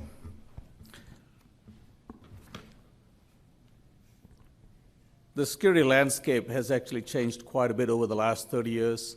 If you look at it, the early days when hackers got into computer systems, it tended to be pranks, malicious activity. Over time, it has now morphed into a much more organized fashion. The organized crime groups, drug groups, nation states, intelligence folks, and dumb folks, they're all in this business. The cybercrime environment right now within the US, if you look at FBI statistics, it's about $485 billion loss in cybercrimes alone in 1 year. Worldwide is estimated about $1 trillion in losses. And these are folks who are constantly changing their tactics, their methods. They're targeting computer systems, they're targeting networks, they're looking to gain data, but their biggest target is actually people. Ultimately, every one of us have access to computers, and we are considered the soft targets. So those are the types of environment that's constantly changing that we need to be working towards protecting. The attack surface for a higher education environment really is very large. We have a lot of people using computers. We have tens of thousands of students who come and go. Each one of them have 4 or 5 mobile devices that are constantly connected. And more, there are estimated about 5 billion devices that are currently connected to the internet. By year 2020, it's estimated anywhere from 25 to 50 billion devices will be connected. And it's more than just computers and mobiles and handhelds. It's going to be the Fitbits, the watches, the security cameras, the home alarm systems, the building systems that control our heating and cooling. All of those are now getting onto the internet. So we have to constantly change our environment in terms of how we protect it. The way we protect it, we focus on 3 things: confidentiality of information, integrity of that information, and the availability of that information. So those are the 3 things we constantly focus on all the time. And the general protection strategies always involve 3 things. It involves people, it involves the process, and it involves technology. And people aren't just security guys. It's not just IT security. It's all about IT security, IT staff who are writing codes, people who are putting up websites, people who are creating databases, and every one of us who normally receives an email that says, please click here. And that's where it starts. And the general protection strategies that we have is all about reducing the risk to the institution. We cannot shut it off totally to the point where it's 0. So if you look at risk, risk is really all about the threats that are out there, the hackers, the worms, the viruses. It is also about the vulnerabilities that exist in the systems and the value, the asset value of those systems that we are trying to protect, the asset value of the data. There's only one thing that we control among all of those 3. We control basically the level of vulnerability that we are able to work on. So that's what we constantly focus on, is to reduce that vulnerability. The state of Texas, with Texas Administrative Code 202, actually defines the parameters under which we need to safeguard information. So we have a lot of help from the state level, and all of our security policies at the minimum must meet the TAC 202 standards. And TAC 202, some of the things they actually do define is, for instance, that we have to define who and how to access data on the systems. It also defines that we need to have independent third-party folks who actually need to come and look into the university in terms of assessing our security programs, assessing the systems, and we are required to do that every other year or every year depending on what it is. It also defines that we need to have a disaster recovery plan in place, and we actually test that every year also, and those are all defined for us. Additionally, it's more and more moving towards a federal level of standards. We've got 3 years to comply with changing our environment to meet up with the federal standards that are laid out by NIST, which is National Institute for Standards and Technology, and the state of Texas is now dovetailing with the federal levels. And so all of our security policies ties into that. As far as research and academic institutions, Doug Fox will talk about overall a lot of the steps that we have in place. ASU and Texas Tech have a lot of similarities on how to protect information. I'll talk about the research aspect of Texas Tech. We have researchers who do research in all kinds of areas. We have sensitive information, information from DOD, Department of Energy, and all of that. We have to protect that. When they travel, for instance, we have export control rules and stuff. We work with the Vice President for research area for those areas. But the one biggest thing we actually do is we actually give them devices to take with them so they don't have to take their own computers overseas and have their data that is subjected to hack attacks overseas. So we have a number of other steps, and Doug will actually go through and define those for us. Thank you, Sam. My name is Doug Fox. I'm from Angelo State University, and I'm going to follow up with what Sam had to say there. As Sam was discussing, we're dealing with a lot of threats in today's environment, and those threats are changing, and we have processes in place to try to control those, and I'm going to walk through some of those. Before I do that, though, I wanted to mention one of the things that's somewhat different about our environment is we have a very diverse population of technology consumers. We have faculty and students, staff, and visitors on our campus, and generally the way we deal with that is we give access to information on a need-to-know basis. So depending upon your role, that will help define what kind of access you get, much similar to the question earlier about the development database. So that is our general approach on how we deal with a diverse population. As we go forward and look at what do we do to protect that information and what kind of controls are in place, we use a layered approach. So, for example, if we have sensitive data, like credit card information or social security numbers, we actually encrypt that information. Again, adding an additional layer so that if someone was to penetrate our networks, they still have to deal with the encryption on that information. On our enterprise category systems, for example, our student information systems, our finance systems, we actually encrypt the information that's in the databases. So again, it's a layered approach of encrypting sensitive information, adding layers, and controlling access based on the role in the individual. One of the other things that you hear a lot about in today's world is the cloud and the use of the cloud. And there are circumstances where the cloud can add extra value to our institutions, and so we take advantage of those cloud services.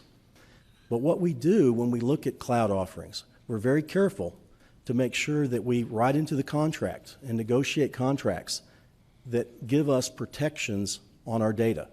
In effect, we want the cloud providers to protect our information as well as we would. So what we do, we build into the contracts protections about where the data will be stored. We want protections about what happens if we end the contract. We want to make sure the data is deleted. And we actually write into the contract steps to make sure that we can audit that they're actually living up to what we specified in the contract. In many cases, cloud services will add value, but we do have to be very careful when we look at those situations because the contract is really what controls that access. Another area I wanted to mention that we're all familiar with too is the growth of devices, or in our case, what I wanted to talk about is really mobile devices and mobile computing. On our campuses, it's increasingly common that our customers are bringing in their personal mobile devices, and they want to use those devices to access university resources. So what we try to do is make sure that we're providing that support by expanding our wireless infrastructures, but also we have to put controls in place to protect those infrastructures. And we want to make sure that the information that they can get to is also controlled based on a role. So a student may have much different access than someone else that needs access in the accounting office to sensitive information. So we're very careful with that. Along with that, what we do is we use policies and we update those policies on a regular basis to make sure that we've got that communication out to the campus and they understand how to use mobile devices and really any of our technology in a secure way. With that, I'm going to turn it over to Chip Shaw to talk more about health sciences centers. Thanks, Doug. I'm Chip Shaw. I'm from Texas Tech University Health Science Center here in Lubbock. Within the health-related institutions at Texas Tech, we utilize the same controls described by Sam and Doug that they use at the academic institutions. However, with our health-related activities, we need a more complex security structure, more aligned with a healthcare institution. Our emphasis over the last 3 years has been, again, a layered approach. We start with protecting ourselves from the outside threats. And those are the highest risk to the institution, and then we move to the lower risk as we move through. Through our external penetration testing, we've shown that we have a strong border or perimeter. Over the last 3 years, we've implemented processes to protect the institution from malicious email and web-based content, to detect and prevent intrusions into our systems, to detect sensitive data movement like personal health information, and preventing that movement to unauthorized locations outside the institution. We utilize healthcare industry standards to look at the secure utilization, storage, and transmission of our sensitive data. And we look at that risk of that activity. And then we work with the departments, the Office of Compliance and the Office of the President to mitigate those risks. Currently, our next priority is to look inside, to protect our environment within our border. And that will require restructuring our network to look more like a healthcare institution. It's going to be more complex. We're going to have to balance healthcare-related activities with academic activities. And so there's a lot more that's going to have to go into the security. Part of this is segregating an area of the network, and that will be only for those high-risk data uses. Not only will we have it in a segregated area, encrypted as described, we're going to look at movement of that data within the institution. And using the same processes, if it's not supposed to move, it won't. So you have to have the authority to look at the data, authority to address the data, change it, and then the authority to move it. So it's going to be a very detailed action plan for users. And with that, I'm going to turn it over to Jerry Rodriguez from El Paso. Thank you, everybody. Jerry Rodriguez, I'm the CIO for the new institution, Texas Tech University Health Science El Paso. As Chip mentioned, some of the security policies that we're implementing, the other things that we're doing as far as implementation is encryption of devices. That's some of the strategies that we have right now. We're going to be encrypting everything that is connected to our network, whether it be a thumb drive or a laptop or desktop, or even the handheld devices. Those are some of the implementations that we have ongoing right now. The other thing that we need to do as well is assure that the encryption, being that there's two kinds of encryption. There's encryption at rest, meaning where we have the data located, the data is encrypted there. But it's also in motion. In other words, when we're sending information back and forth to the cloud or to somebody else, we need to make sure that that data as well is encrypted. So those are initiatives that we work with our vendors to make sure that their policies and their security structure is geared up to make sure that we secure that data as it's being passed back and forth between the two institutions or the vendor and ourselves. With that said, we do follow the HIPAA guidelines, and we make sure that the vendors follow those guidelines as well, so that we protect the privacy and the security of the patient information that we're passing back and forth. So HIPAA is very important with us. The other thing that we do is that we make sure that the vendors that we work for or work with have business associate agreements. These are agreements that allow the vendor to take on liability in case of a breach or in case that something happens to our data. They're liable for that information. And so we make sure that we work with our compliance departments and our legal departments to make sure that those agreements are set forth appropriately. So those are some of the things that we're doing as well on the health science center side. So, thank you. Okay. Thank you. So in summary, our two highest risks that we've identified are where central IT does not control or manage an IT environment. And there are policies and procedures and measures in place for them to follow, but if they're not in the central IT oversight, then we don't have any control really on actually overseeing and managing that IT environment. Having the right and trained resources to meet our current needs and the future needs is critical, and training is key. Ongoing and recurring training are critical for the protection of our data. Central IT staff training, it can be very costly, but it can be done in many different ways, from on-site to face-to-face to seminars to conferences, professional development, meeting with vendors, et cetera. And so that is regularly done. It's all central IT staff, though, must be trained for their area, whether it's database, whether it's the network, whether it's application systems. They all have a part to play in the security, and the training is important for them. General employee training is available as well as awareness training is out there for all of our types of employees, whether faculty, staff, students. And then training varies by need, whether it's an initial training or whether it needs to be done on a recurring basis. And then only those who handle specific data require that type of training, such as the FERPA training. Ultimately, though, the support from senior institution leadership is crucial to protecting our data and the funding that we receive to do that. Thank you. Any questions for us? Questions? I heard that, and we have a disaster recovery plan. I assume it's a very robust one. Yes. Did you say where our off-site backup is housed? We'll be glad to discuss that in executive session. Okay. Are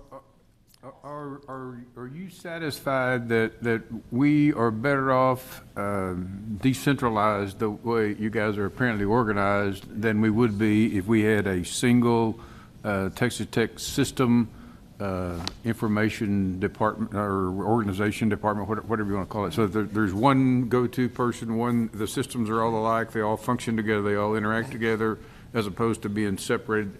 What's your opinion of that? Well, we're all separate institutions. And so by Texas Administrative Code, each institution, each state agency is required to have an IRM in place and an ISO in place to protect the security and the resource management. So we are structured as a separate, at each separate institution like we need to be. I think the benefit for us, since we are all about protecting data, is that we collaborate and work very, very closely together. That doesn't happen across all the systems in the state, and it doesn't happen across all of the departments in the Texas Tech system, but we're about the same things, and we do the same things. So we're following Texas Administrative Code as well as working together. So I do think we are strategically positioned correctly in terms of how we operate. There's the administrative business needs, and then there's the academic needs, and the academic needs at each campus are very different. And so the CIOs can support those in the way they need to at each of those institutions. We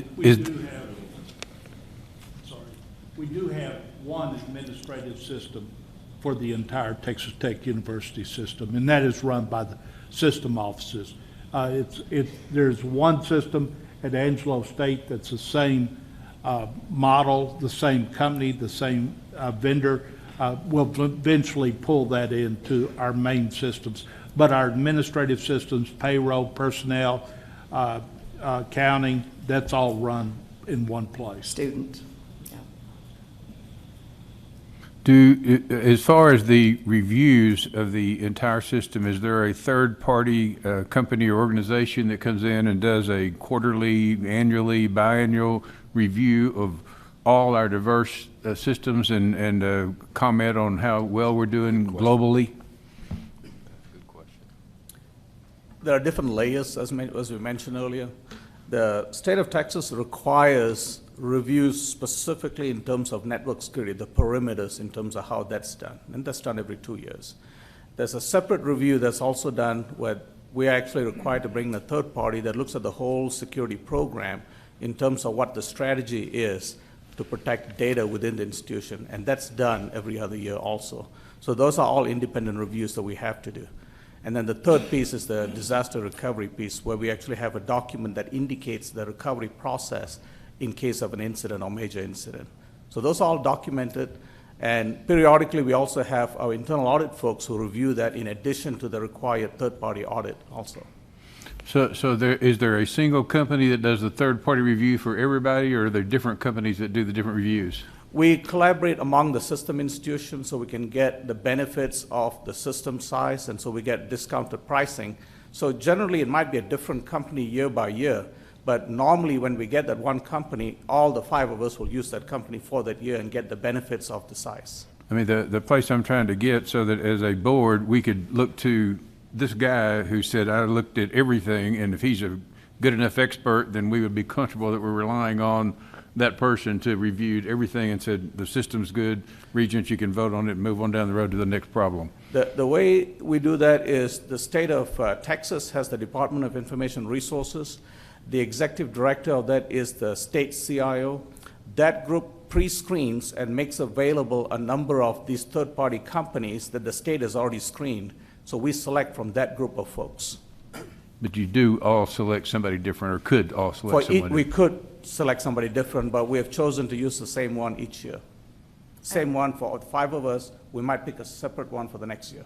And the review is done, you probably said this and I missed it, the review is done on an annual basis? Biannual. Biannual basis. And each of the institutions run their own network. They have their own networks and they run their own network. So there's the need to check each one of them every other year.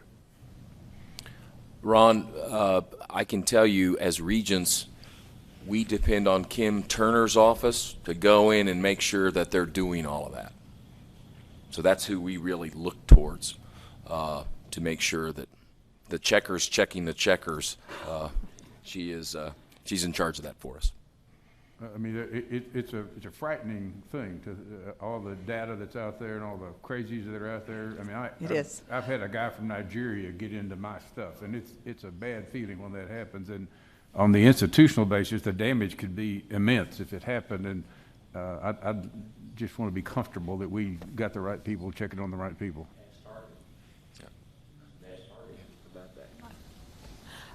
Kay, Yes, just, this is an ever-changing environment, and probably of all parts of our business, it's hard to keep up.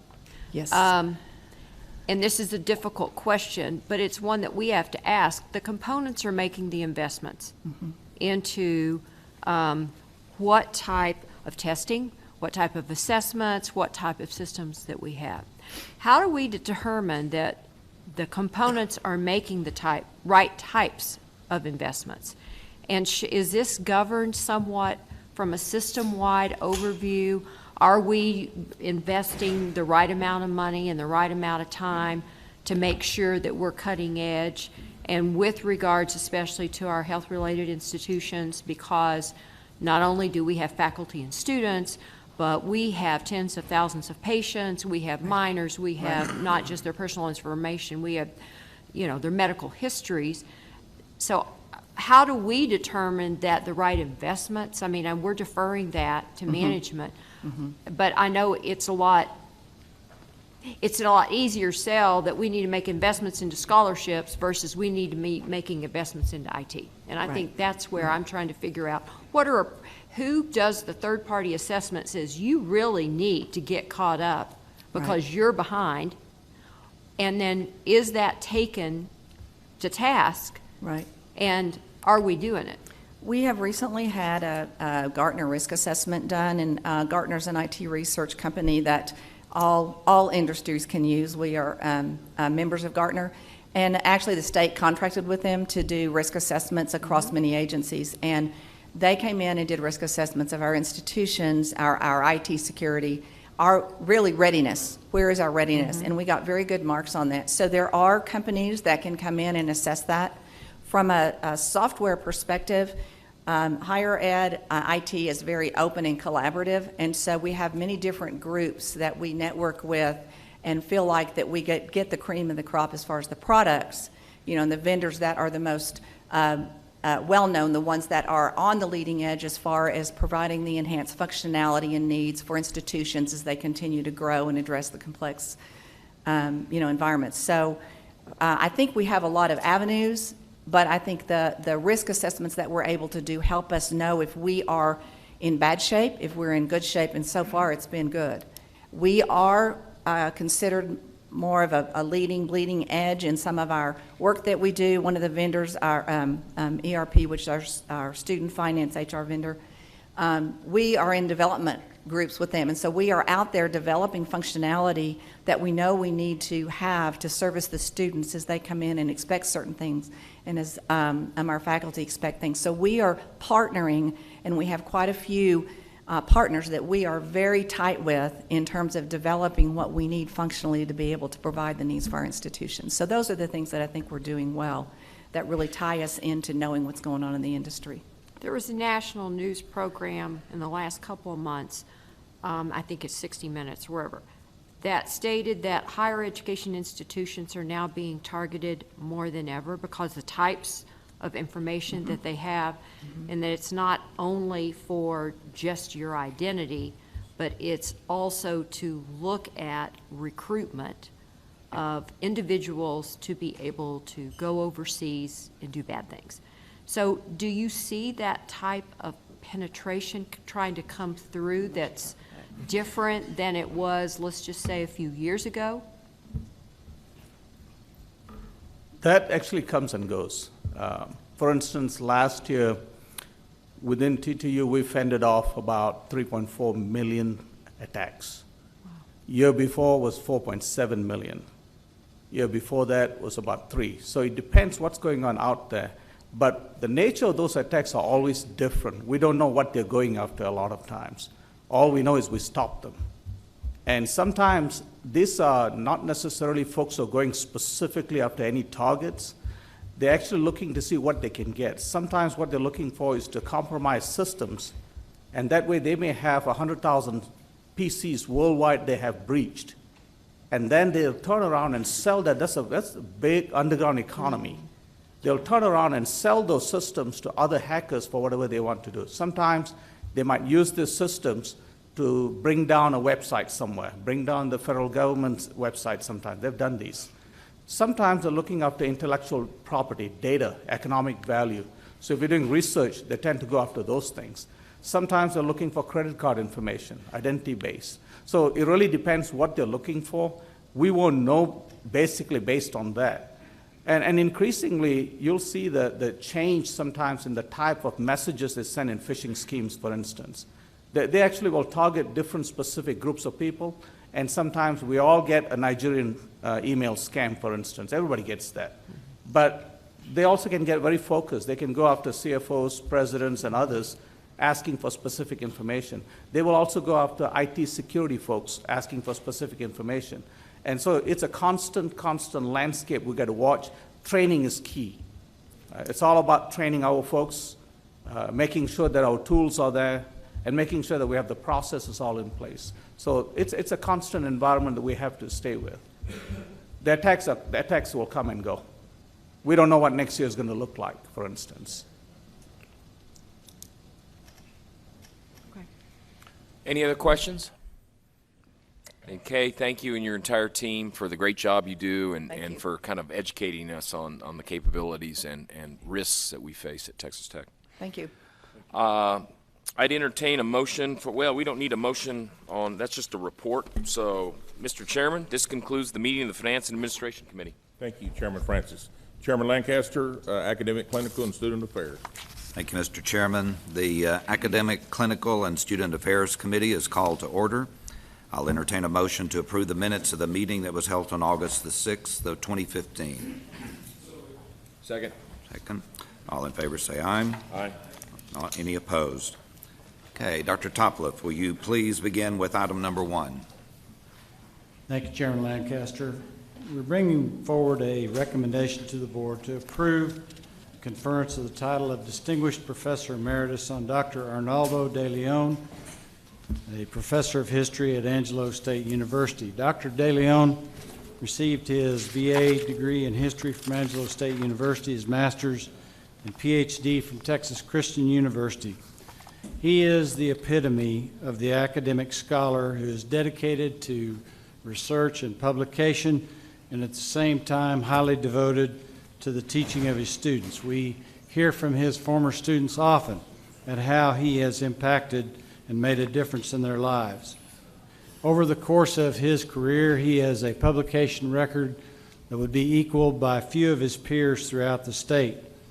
In 1987, he became a fellow of the Texas State Historical Association, and since 1988 has held the C.J. Red Davidson Endowed Professorship in the Department of History.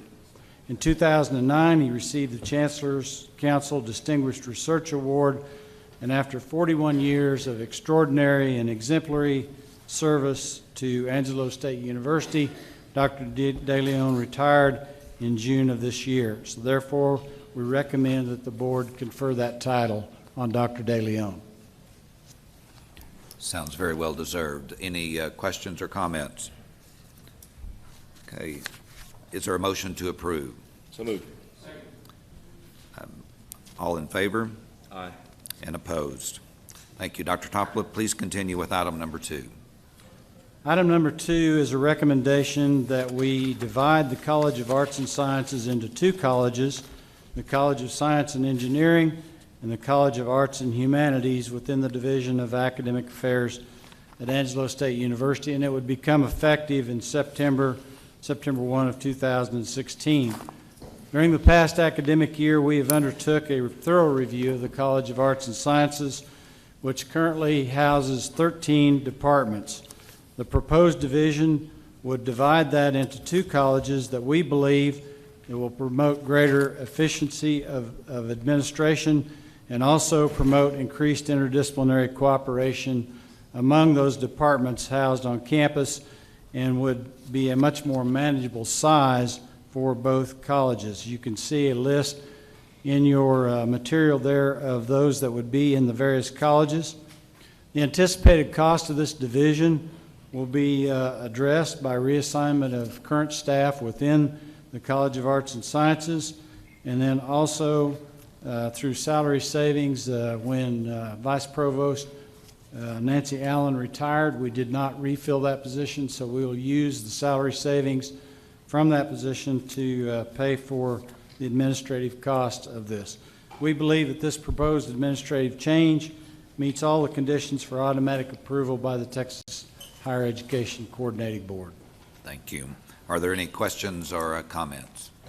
Mr. Chairman, are the students currently in the program going to continue? Will their degree be the same, or will their degree now be divided up?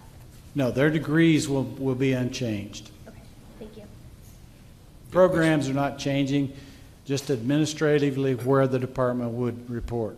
I think the question is, their diploma going to say something different? They're going to be in a different college? Right.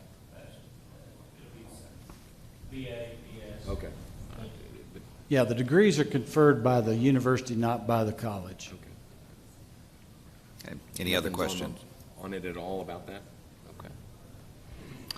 Okay, entertain a motion to approve. Seems like my degree says something about business on it, but I'm... That may have been many years ago. You opened yourself up for that one. That's good. You're good. Okay. Have a motion to approve and a second. All. Yes, he is. All good. All in favor say aye. Any opposed? Okay, Dr. May, please present item number 3. Item number 3 is the approve of the naming of the College of Health and Human Services. As a related gift, as everyone knows, we were giving a great gift by the state of Texas in the form of TRB this year. They did fund it at the 70% level. So the difference in that, between that and the 100% level, was a gift from the Archer Foundation. The Archers currently reside in Sonora, Texas, but they have their headquarters of their foundation there in San Angelo. This matches the largest gift ever given to Angelo State University, and there's only one other. So it was, in working with the chancellor and the board prior to this, it was decided that we would name the College of the College of Health and Human Services for the Archer couple who gave this gift, and it would be in the form of $5 million. This would also, their name would be put on the building, but it would not be the name of the building, it would be the name of the college. Any questions? I commend you for this a sizable gift. If it had been like 5.5, they'd been the largest giver to Angelo State ever. They were so close. If you look down there, They their only total knew. giving to Angelo State is 5.1. So Yeah, yes, 5.1. They're out there amongst them, and but it is a great gift for Angelo State. And as I told this board at the previous meeting, this is the first classroom building built at Angelo State in the last 20 years. So to get the maximum amount of offices and classrooms that we need in order to get 2 of our departments that are in portable buildings into substantial buildings, this is going to be huge for our effort there and our mission at Angelo State. And I want to thank the chancellor, especially in all of this, and as well as the board. And I do want you to know, yesterday during our president's meeting, I have started a remedial course in naming procedures, and I intend to complete that course before the next time. It could be, if it's another 20 years, I won't be here, so we'll hopefully get that done. But I appreciate your patience with me in all of this. Great job. Yeah. I'll move on item 3. Yeah, congratulations, Dr. May. Have a motion to approve and a second? Second. Victoria, I'm sorry, I don't see you down there. So all in favor say aye. And any opposition? Okay, Dr. Skuvenek. Please present item number 4. Chairman Long, Chair Lancaster, and members of the board. In our first item, we seek approval for granting of tenure contemporaneously with the appointment of the following faculty: Fred Davis as professor in the Department of Information Systems and Quantitative Sciences in the Rawls College of Business. Professor Davis was previously tenured as a full professor in the Sam M. Walton College of Business at the University of Arkansas. Jong-Hee Kim, professor in the Department of Curriculum and Instruction in the College of Education. Dr. Kim was previously tenured as an associate professor in the Department of Curriculum and Instruction at Kansas State University. Faith Mena will be a new professor in the Department of Curriculum and Instruction. Dr. Mena was previously tenured as a professor in curriculum instruction at the State University of New York in Oswego. And Ann Master George will be a new professor and the chair in the Department of Human Development and Family Studies in the College of Human Sciences. Professor Master George was tenured as an associate professor in the Department of Pediatrics at the University of Medical Center at the University of Arizona. In accordance with our tenure policy, these faculty have been judged by the appropriate committees and administrative personnel as worthy of academic tenure. Okay, are there any questions or comments? Motion to approve? Second. And opposed? All in favor say aye. Aye. Thank you. Dr. Skubnik, please continue with item number 5. We request that the board approve a new degree program for a Bachelor of Applied Arts and Sciences in Restaurant, Hotel, and Institutional Management, known as RIM, in the College of Human Sciences. This program will appeal to students who have received the Associate in Applied Sciences degree in Culinary Sciences or Hospitality Management from the more than 25 or so community colleges in Texas that offer that degree. Now, the Bachelor of Applied Arts and Sciences differs somewhat from the typical baccalaureate degree in that it's designed primarily for students who transfer from community colleges and who may have received credit for work experience. So this degree will appeal to students, typically those already in the workforce, who seek a professional degree in the large and growing restaurant and hotel management industry. Existing faculty members will teach these courses, and no new facilities are needed. Any questions or comments? Motion to approve? So moved. Second? Okay. All those in favor? Aye. And opposed? Dr. Skubnik, please continue. So, Chair Lancaster, we ask that the Board of Regents approve a new degree program for an online Master of Science degree in Nutrition and in Dietetics in the College of Human Sciences. Students enrolled in the existing Master of Science program typically have to complete clinical rotations at sites that may be at a considerable distance from Lubbock. And so this online degree will make it easier for students to complete the coursework that is taught here in Lubbock. This will also be appealing to students who have internships at non-university entities such as a hospital, and also for those in the working profession who seek additional professional development for their resume. Again, no new tenure-track faculty members are needed to support this degree, but a number of adjunct faculty and TAs may be added, but the revenue generated by the new enrollment will exceed these additional costs considerably. And there is a real need for this program, so there is a real need for this program, so I commend you guys for doing this, so congratulations. Any further questions or comments? Second? Second. All those in favor say aye. Dr. Skubnik, please continue with item number 7. The Chancellor concurs with the recommendation of the President that the Board of Regents approve the online delivery of an existing PhD in special education as offered in the College of Education. There are no similar online PhD programs in special ed offered in the state of Texas, and only a handful of such programs around the nation. No new tenure-track faculty members will be needed to support the online delivery, although some adjunct and graduate TAs will be added. Again, the revenue generated by the new enrollment will considerably exceed the new cost associated with the program. Good. Questions, comments? Motion to approve? I approve. Second. Dr. Student, this looks like it's a great need, but what catches my eye, and I want to applaud you for this, is the potential revenue to the university by these types of online programs. See, I really like the way you guys are going with a lot of this. These are significant impacts to the financial condition of the university, but also very well-needed academic curriculum that you're preparing here. Regent Delivered Andrews, through this format. Thank you very much. All of these programs really capitalize on existing personnel and resources, but they reach out to an audience that we otherwise would not have been able to I touch. applaud that. You have a motion and a second on the floor. All those in favor say aye. Aye. And opposed? Okay, Dr. Skubnik, item number 8. In this item, we seek approval for an online delivery of an existing PhD in Family and Consumer Sciences education offered within the College of Human Sciences.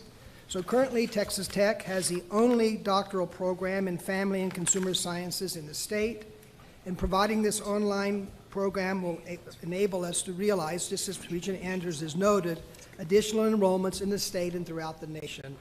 No new tenure-track faculty members are needed, although some additional adjunct faculty will be added, and existing facilities are adequate to deliver the program. What do students learn with this degree? What do they study?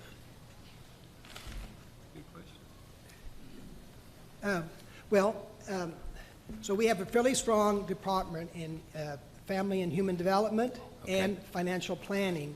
And this degree touches on both of those academic areas. So it could involve some finance as well as human development and family studies. Okay. Thank you. Could I ask?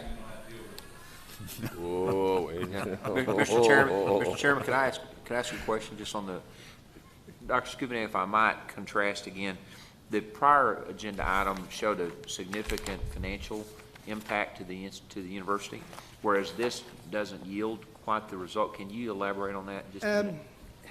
What I think, Regent Andrews, is these tables are filled out according to the guidelines provided by the Texas Education Coordinating Board, and you're only supposed to include new costs associated with the degree.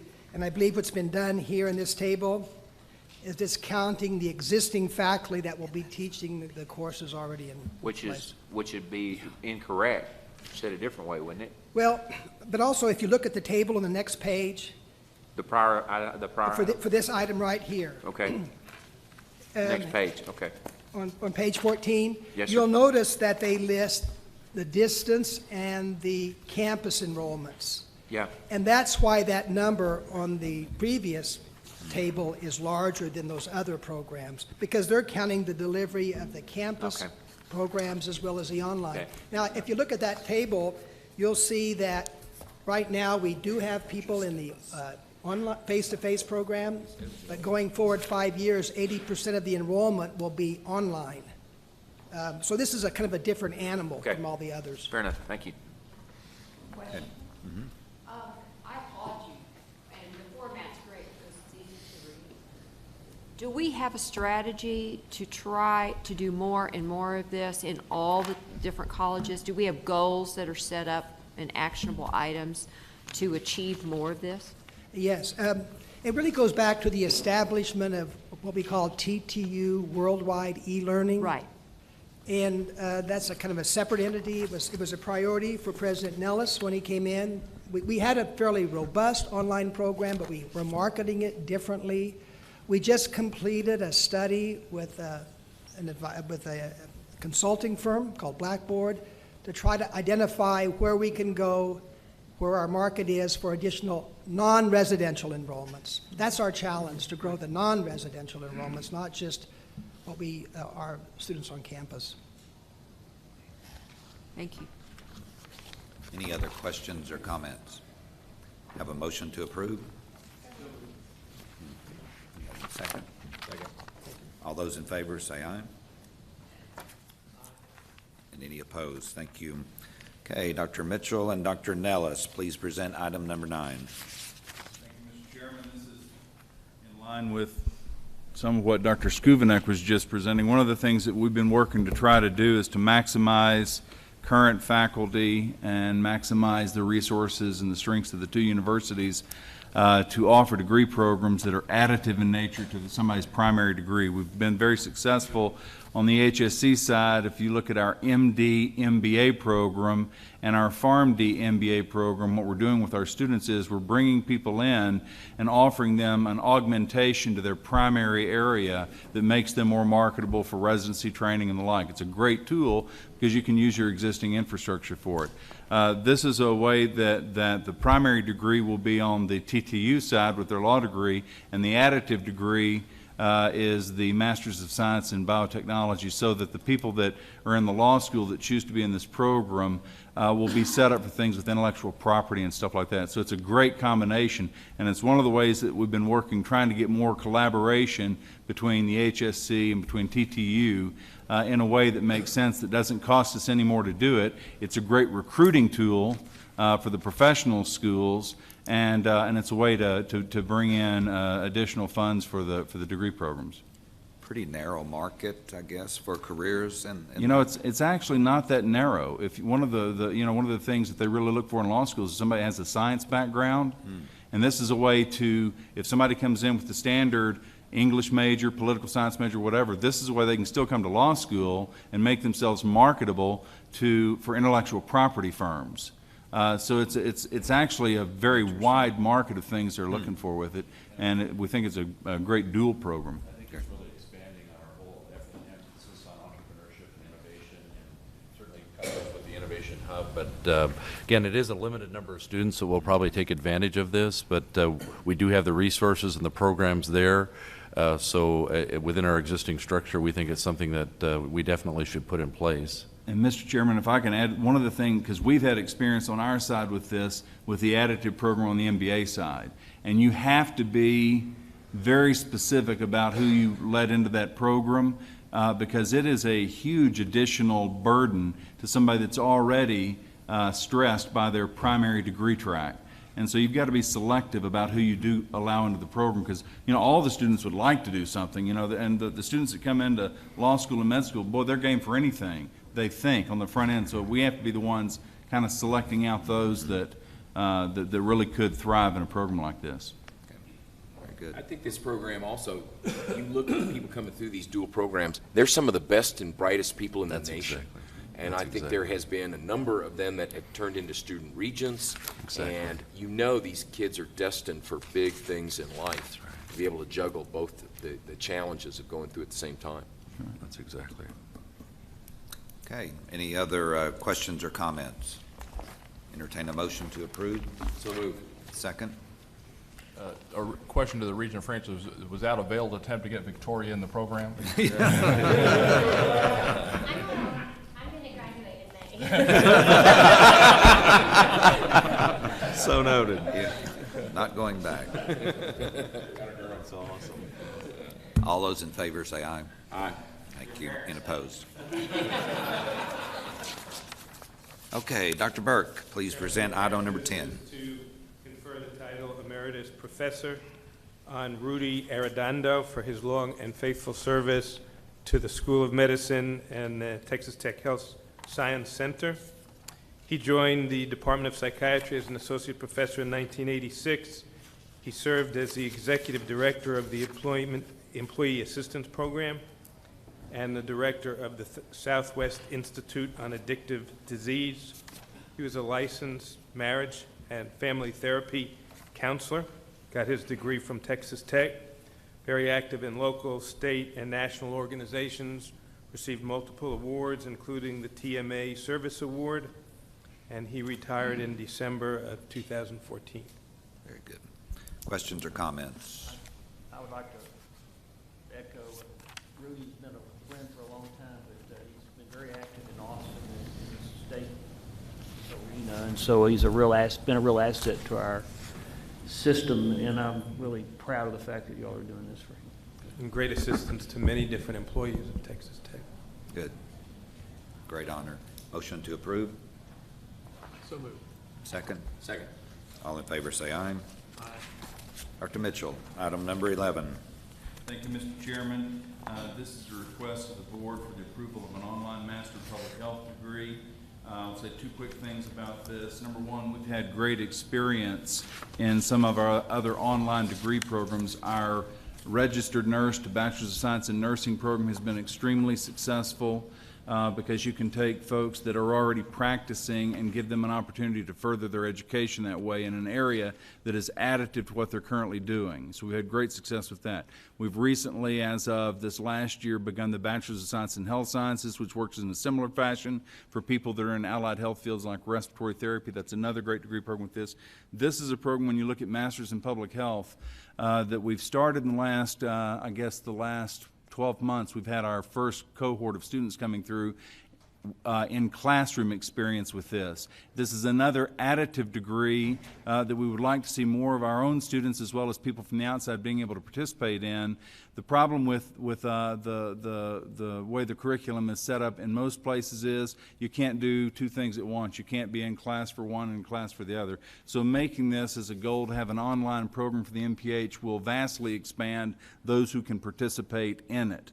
A degree in public health for folks that are focused on primary care is an extraordinarily powerful additive degree because they are the ones that are at the forefront on a lot of the public health stuff in rural areas. So this is actually the perfect type of additive degree, augmentary degree to people that are going to be practicing in primary care fields, which is something that our university should have been doing for years and years and years. This makes it more flexible for the students, and it makes it more accessible to outside students. Are these mostly, you're anticipating mostly already out in the profession working now, or do you think? Yes, sir.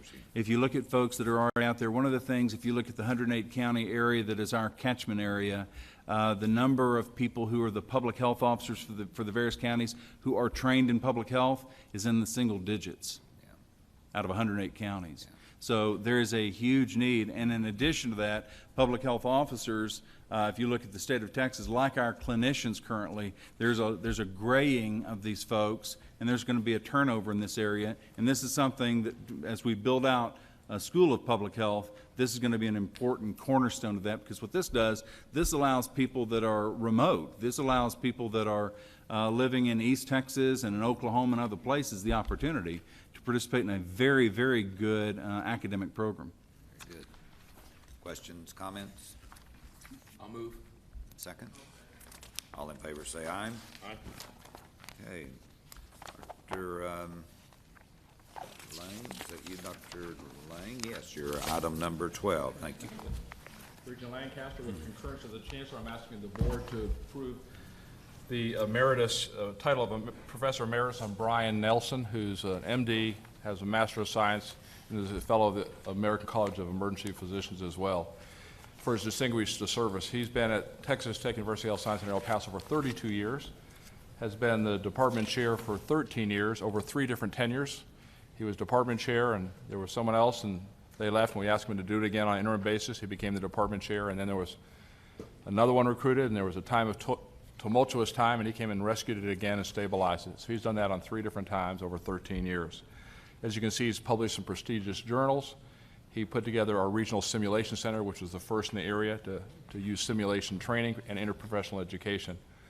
He's just retired, but he's still going to continue in the education effort and working with our Simulation Center. I think it's appropriate to give him the title of Emeritus Professor, and I ask for your concurrence. Very good. Any questions, comments? Motion to approve? Second. Thank you. Second. All those in favor say aye. Correct. Number 13 Thank you. as well. Yes, sir. I'd like to ask your consideration for the establishment of clinical departments on the Trans Mountain campus. That's a regional campus of the Paul L. Foster School of Medicine. Recall that on May 15th, 2015, you all approved a 20-year academic affiliation agreement of our institution with Sierra Providence Health Network, which is now known as the Hospitals of Providence. And that was to establish a training program and a practice program at a new campus. With that came a 20-year commitment, this academic affiliation agreement, worth about $195 million to sponsor education, and that is to fund 75 new residents. And that can only be done in the setting of a new hospital or a hospital that's never previously seen residents. So for us to expand our residency program, for us to do that at an existing hospital, we would have to come up with an additional $7 to $8 million. Establishing these clinical programs at a new hospital allows us to gain funding from CMS, in addition to the 20-year commitment from Tenet Hospital System to fund IT support, faculty, rent, utilities, and administrative support. To do that, I'm asking that we establish clinical departments in those areas where we're going to have GME programs. And after you approve it, if you do so, we'll present it to the Higher Education Coordinating Board. Good. Questions, comments? This is a historic, and you all have been briefed on it, but a historic opportunity for Texas Tech in that they're a new full facility being built in one of the wealthiest sections of El Paso. Our doctors and our students are going to get to practice and have educational opportunities, not only among some of the people in need in our county facility, but they're going to get rotations in areas that they would not normally see. I think this dramatically increases the educational opportunities for us, along with on the revenue side, there are some great opportunities with a different payer mix. So it really is a key building component as HSC El Paso builds out. Any further questions, comments? Entertain a motion to approve. With that said, I'm going to abstain from this vote. Okay. So you're going to motion to approve and second, then. Yeah. All in favor say aye. Yeah, it'll be two votes. Mm-hmm. But you and me. Any opposition? Thank you. Okay, Mr. Huffaker, item number 14.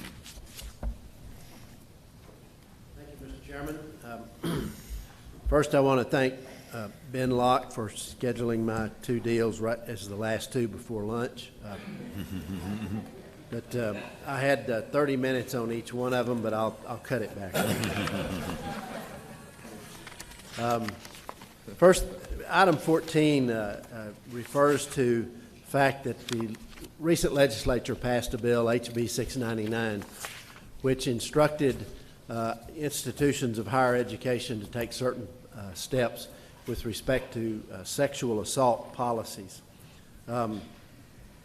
With that, specifically what boards of regents were asked to do was promulgate and approve sexual assault policies that included prohibitions, definitions of prohibited behavior, sanctions for violations, and protocols for reporting reports of sexual assault. The statute also mandates particular orientation and training for incoming freshmen and undergraduate students. So we have a policy or state law that is applying to all four of our institutions with respect to policies, but specifically to two of our institutions with respect to orientation issues. With that, all four of our institutions had good sound policies and good sound practices with respect to the various iterations of sexual misconduct that are now very visible with respect to federal law and public interest.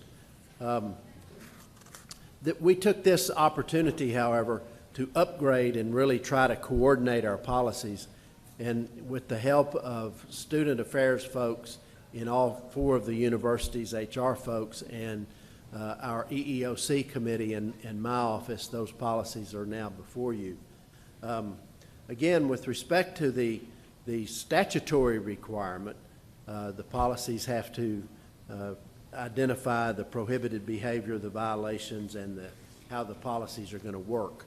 Sexual assault is a subcategory of the broader topic that we've been dealing with for a couple of years that we would describe more as sexual misconduct.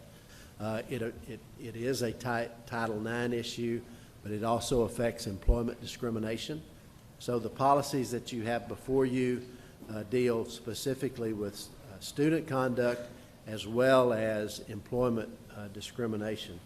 And we're very pleased with the policies and the comprehensive nature. Notwithstanding the lunch hour before us, I do want to take a quick minute to give you some sense of what there is with respect to orientation. And Tommy, I don't know exactly what to push here. There we go. Thank you. So here's a little bit of what the Student Affairs offices at Texas Tech University have done. Next slide, please, Tommy. This is a program called Haven. The Texas Tech University does an incoming online training with respect to new students. You can see there that approximately 7,000 students have taken this training already this year. Next slide, Tommy. Again, in the first 6 weeks, you see programs called Sorority 101 and Fraternity 101, trying to provide information to students both with respect to conduct and reporting. Next slide, Tommy. We also have student programs that are being run by the students. One Love is an example of that, trying to teach bystander intervention, trying to teach responsibility. Tommy? Define Your Line, again, another student-led initiative with respect to those issues. Angelo State also has a student program with respect to incoming students and transferring students. They also run a Haven program, and you can see at this point approximately 76% of their incoming students have registered online and taken that training. They also have orientation programs. Greek 101 is an example there that you see cited. One that I'm particularly want to point out because it's been very much a product of the Laura W. Bush Institute to help fund a program called Girls Night Out, which is a program with respect to sororities.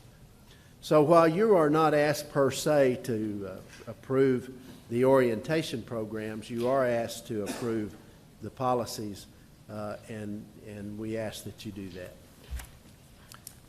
Okay, you've seen the policy. Any questions or comments? Motion to approve? Second. All in favor say aye. Okay, and the last one.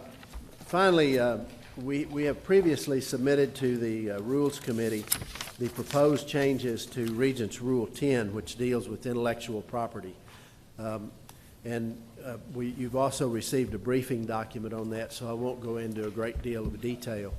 Regents Rule 10 attempts to govern intellectual property that is created on all of our campuses by researchers, by our faculty, also by very creative folks with respect to artistic works. It attempts to define the ownership with respect to intellectual property, and it basically tries to cast a balance between the fact that we have faculty who are utilizing our resources and doing research and creating intellectual property, but they are not necessarily always full-time appointments. They also may conceivably do creations on their own time. So Regents Rule 10 attempts to strike that balance. It's also asserts the very important role of disclosure. It has a broad and specific duty for faculty to disclose intellectual property and discoveries. And those disclosures are supposed to go to and do go to the Office of Commercialization and Research.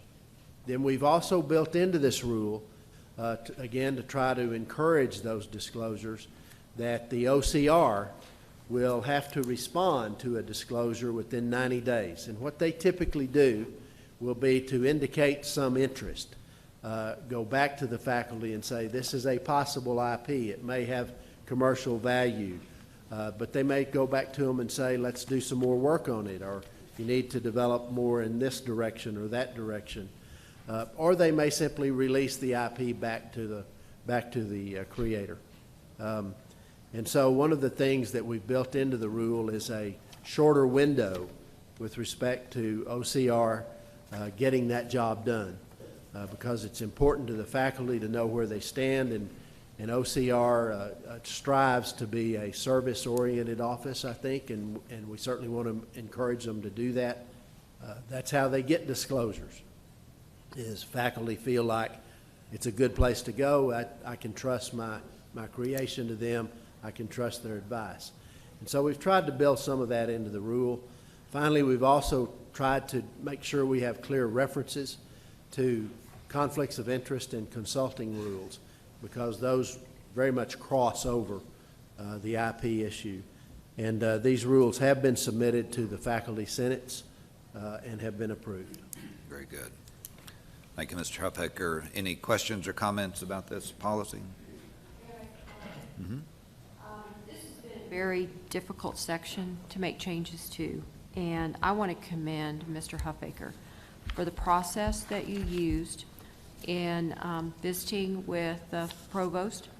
I think that the faculty, I certainly won't speak on behalf of them or the provost, seemed to be very happy with the way that you had engaged faculty to listen to their concerns, to try to find the right balance, find the right wording, because trying to meet expectations for faculty and management on this issue is very, very hard. So thank you very much for taking over a year of meeting with people and trying to find the right wording to make it work. Good. Thank you, Debbie. Is there a motion to approve? So moved. And second? All those in favor say aye. Aye. Mr. Chairman, this concludes the meeting of the Academic, Clinical, and Student Affairs Committee. Thank you, Chairman Lancaster. At this time, we'll take a short break for lunch. We'll reconvene back at 12:50, 30 minutes from now. We do have a hard stop today of 3 o'clock. All of us will be attending a press conference with the governor at the Health Science Center here on campus. Okay, break for lunch. What's that?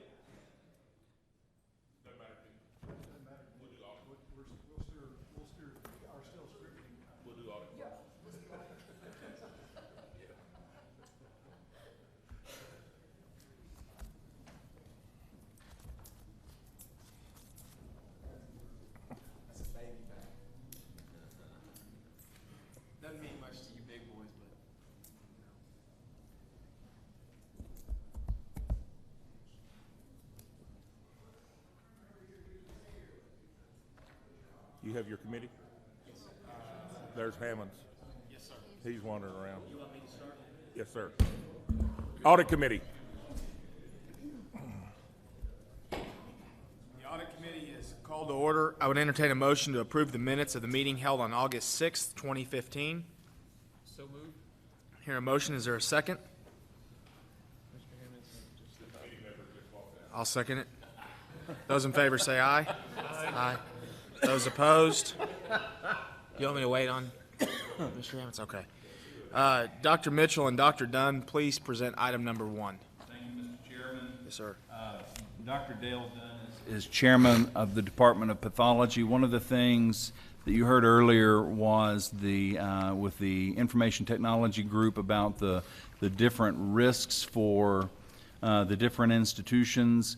On the HSC side of things, you know, there's two things happening simultaneously. You've got an academic enterprise running and you've got a business enterprise running simultaneously with the medical practice plan. And one of the things that complicates the environment over there is having enterprises that can sometimes get at cross purposes with one another. What Dr. Dunn has always done within the Department of Pathology is to run the business side of the entity quite nicely, and he's always had a strong interest in the business aspect of the enterprise. Enterprise risk management is a concept that, you know, we're looking at on the Health Sciences Center side, but quite frankly, it's one of those things that can be generalized to other enterprises in general, the TTU side, the ASU side, TTU HSC El Paso. And in fact, I've spoken with Lance Nail because, you know, the Rawls College does our MBA program, and this is something that we're looking to actually incorporate into the academic part of their curriculum on the TTU side. So with that, I'll let Dr. Dunn jump in and give us his presentation, and I'll make comments afterwards. Thank you, President Mitchell. Good afternoon. Enterprise risk management, as Dr. Mitchell said, is an interest of mine. It is becoming more and more prevalent in institutions of higher education and the healthcare industry. So I think the timing is really good to be looking at enterprise risk management from a corporate and system-wide standpoint. Now, when we're talking about enterprise risk management, or ERM for short, basically what we're talking about is a business process that is led by senior leadership extending concepts of risk management to a higher level, and includes identifying risks across an entire enterprise. This is what really distinguishes enterprise risk management, is looking at risks across an entire system and assessing the impact of risks to the operation and mission. Risk can be identified according to severity and then prioritized as such. And then, once prioritization has occurred, then developing and establishing a response to mitigate the risks that have been identified. So monitoring is a vital component of this, because monitoring allows you to determine if whatever processes or risk mitigation strategy that you have in place is actually working, and ensuring accountability of risk owners. In other words, those individuals who have been assigned to carry out an action plan is also an integral part of this. And enterprise risk management also is effective in identifying new and emerging risks that we'll all be facing. Now, I think it's pretty safe to say that risks that we've had to deal with 5 years ago may or may not be the same as the risks that we're dealing with now. And I would anticipate that risks over the next 5 years that we'll be having to deal with potentially can be new and potentially could increase threats to our operation. So enterprise risk management allows us to be more strategically poised for whatever risks that we'll be having to deal with.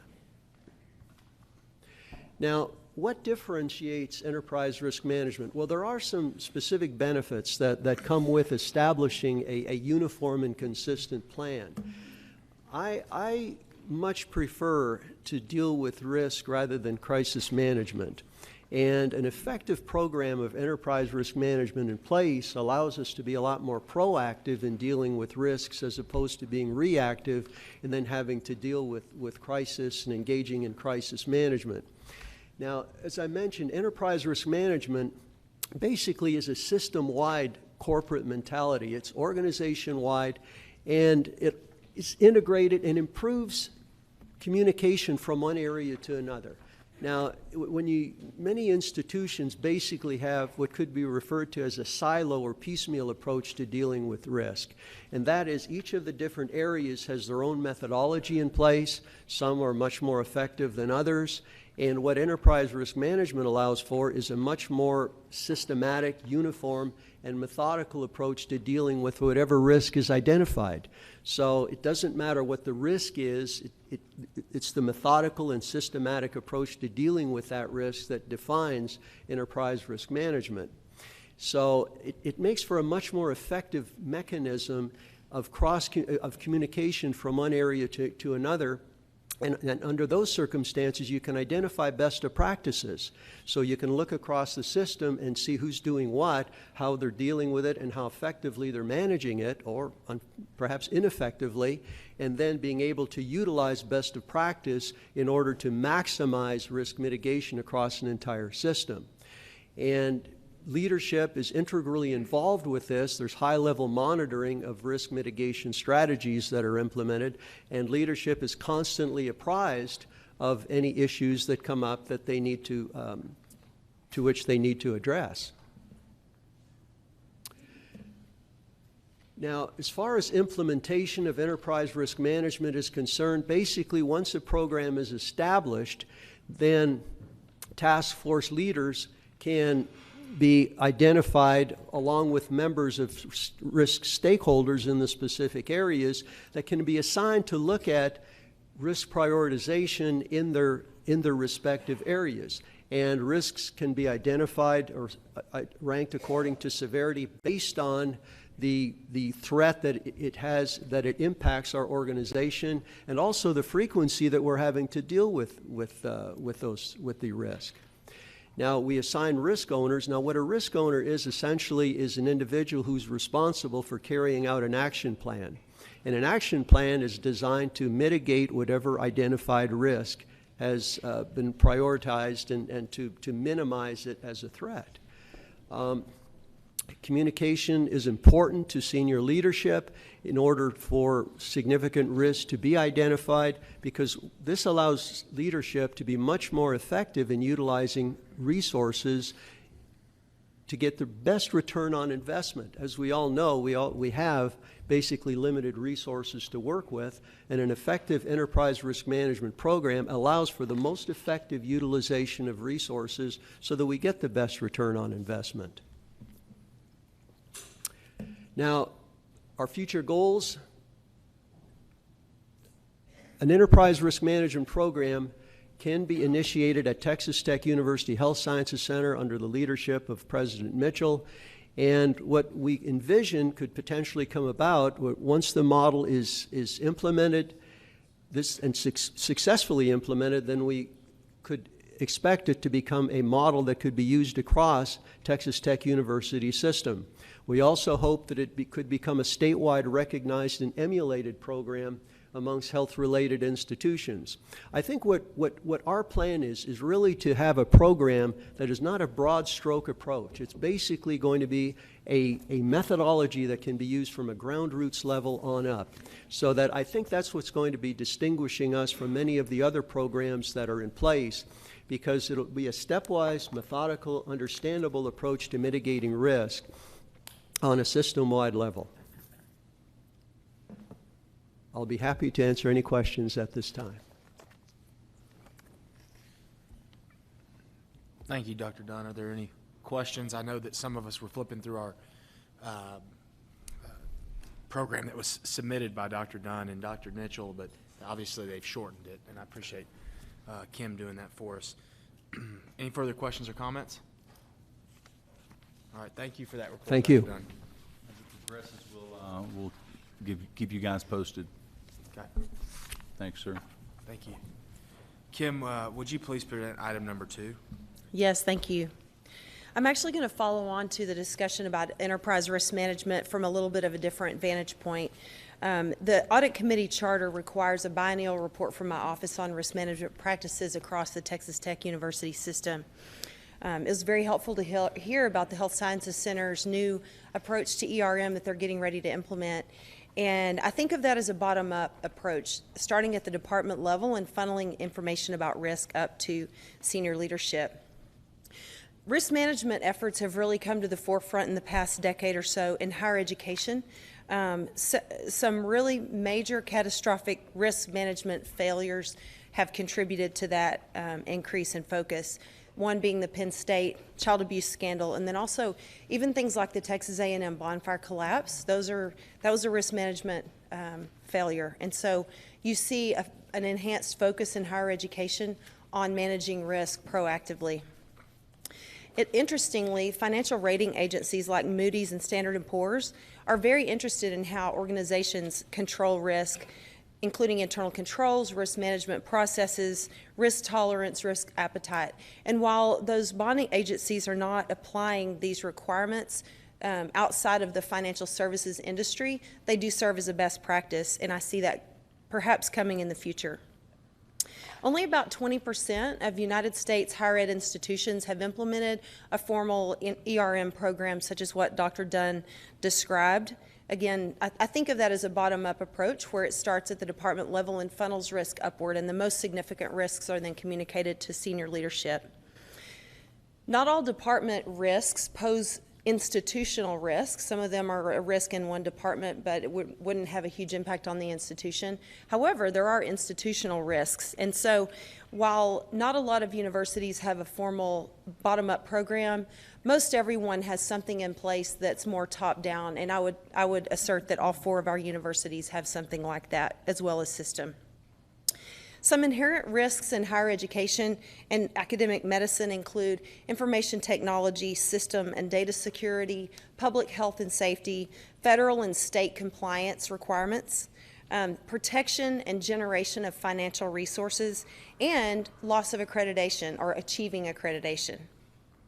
During the spring strategic planning session that all of you participated in, there was a heavy focus on what I think of as risk, on issues that could keep the institutions from meeting the strategic objectives that they've set out. So I was really happy to see that, because we love hearing about the accomplishments of our universities, but there are always things that could derail their efforts. And so talking about those, thinking about those is very healthy.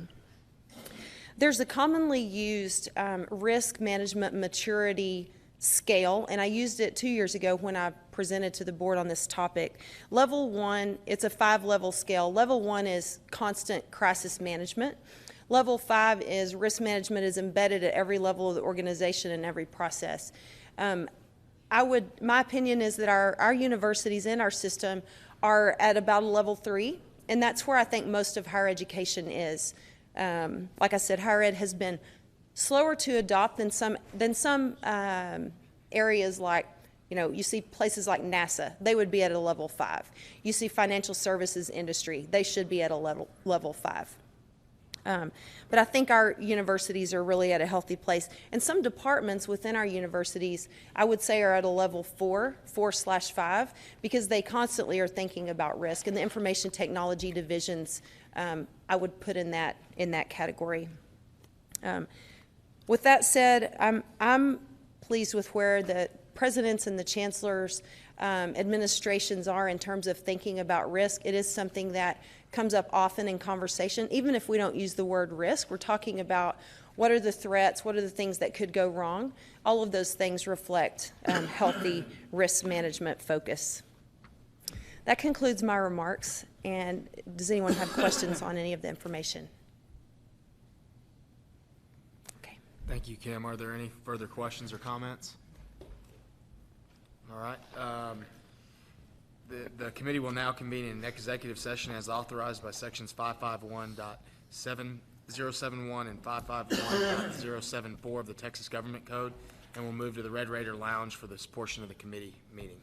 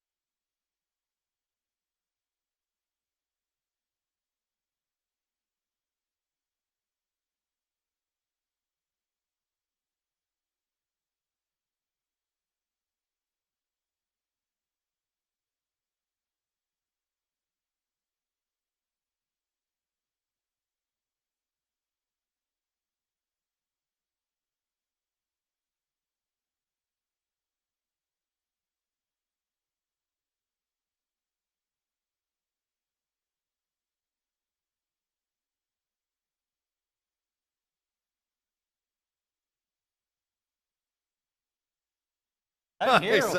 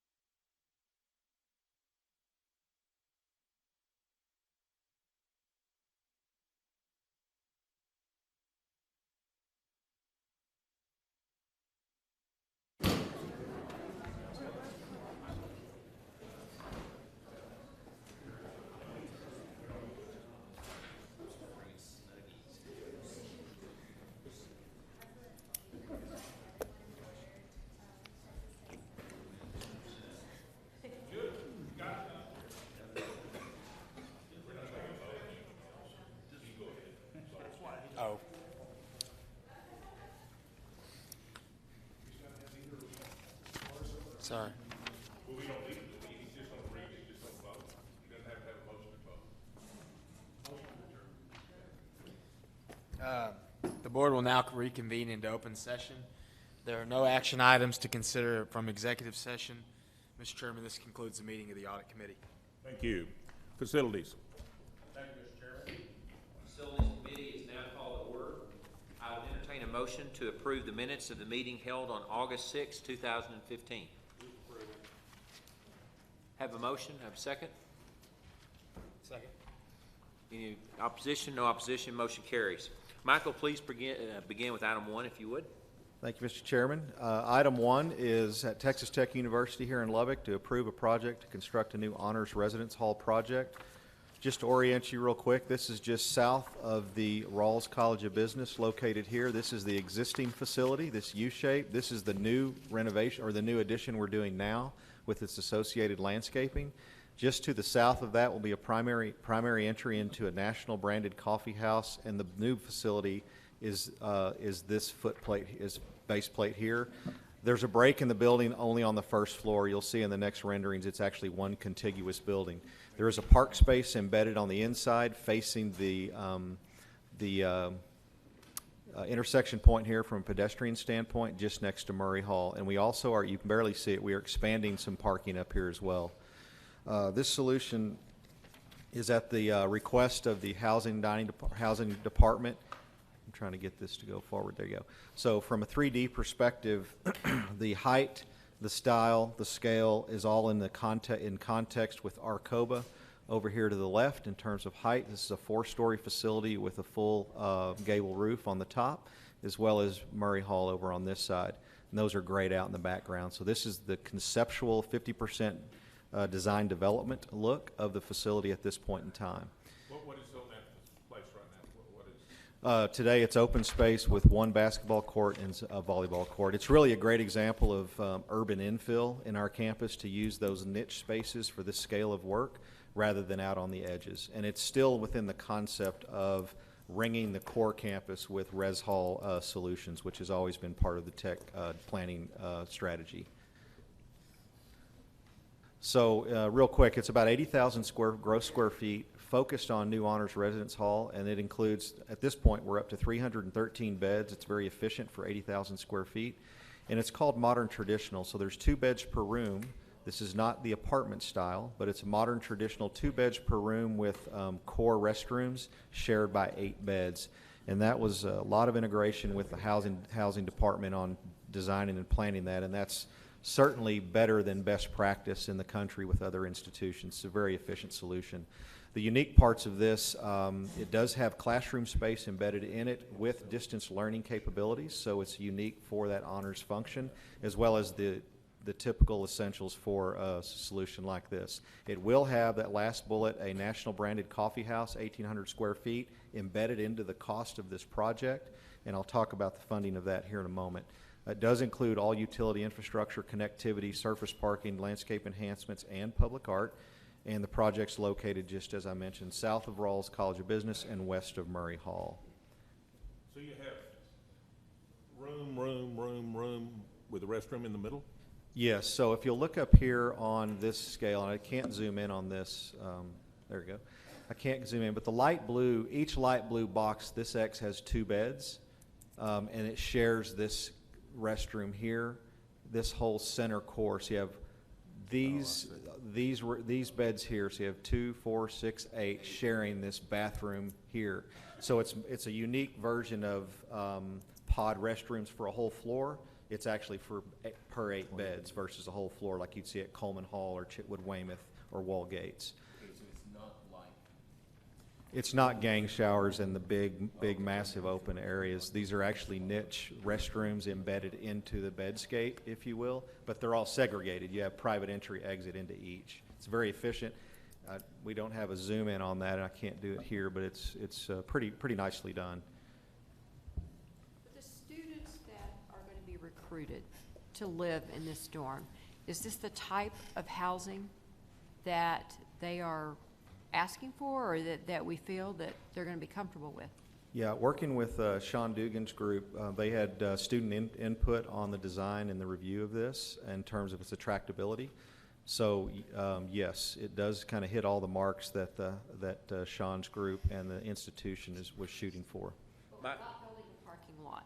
We are actually building a parking lot, and I just, if I can get the X to work again. I was going to say, is that listed? Tommy, I can't move that X. There you go. Well, right there is the end of the parking lot that's new. It'll actually, Yeah, I see it. let me go gyro, Hari. How many Excuse me. spaces?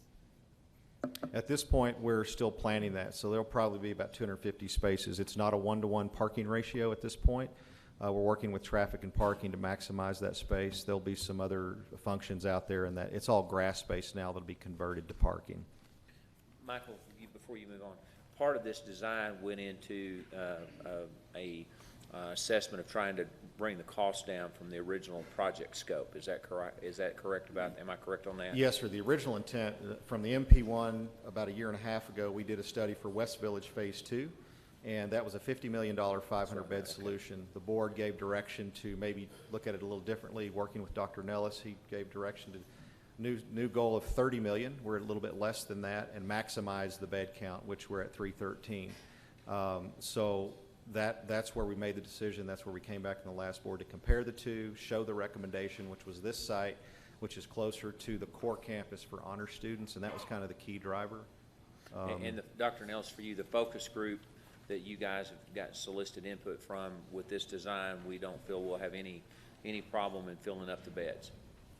That's right, Regent Anders. Again, this is something that I think is very attractive as far as this living learning theme around the honors program. We've been working very closely with Dean San Francisco and a variety of other students and his support staff as well in the design of this building, and they're very excited about it and what we can do in the use of this building relative to marketing of Texas Tech to attract more of these higher quality students. Okay, thank you. The project breakout at this point is $29.9 million, so the construction services line item, and I want to be clear, that's all the construction facet. There's a lot of line items that this kind of rolls out to, is $22.8 million. The professional services side is not just architect engineering, it's our testing air balance, commissioning, materials testing, and all the reimbursables, as well as civil engineering included in that number. The FF&E and other items is about $2 million. The administrative cost is really our new strategy for Tier 2 auditing, as well as plant operations, physical plant, grounds maintenance support, and the key manufacturing for all the facility falls into that category. We do apply to the Regent rules at this request of 2.4% for FP&C's project oversight, as well as the 1% public art and landscape enhancements. And we do have about $422,000 in contingency in the budget.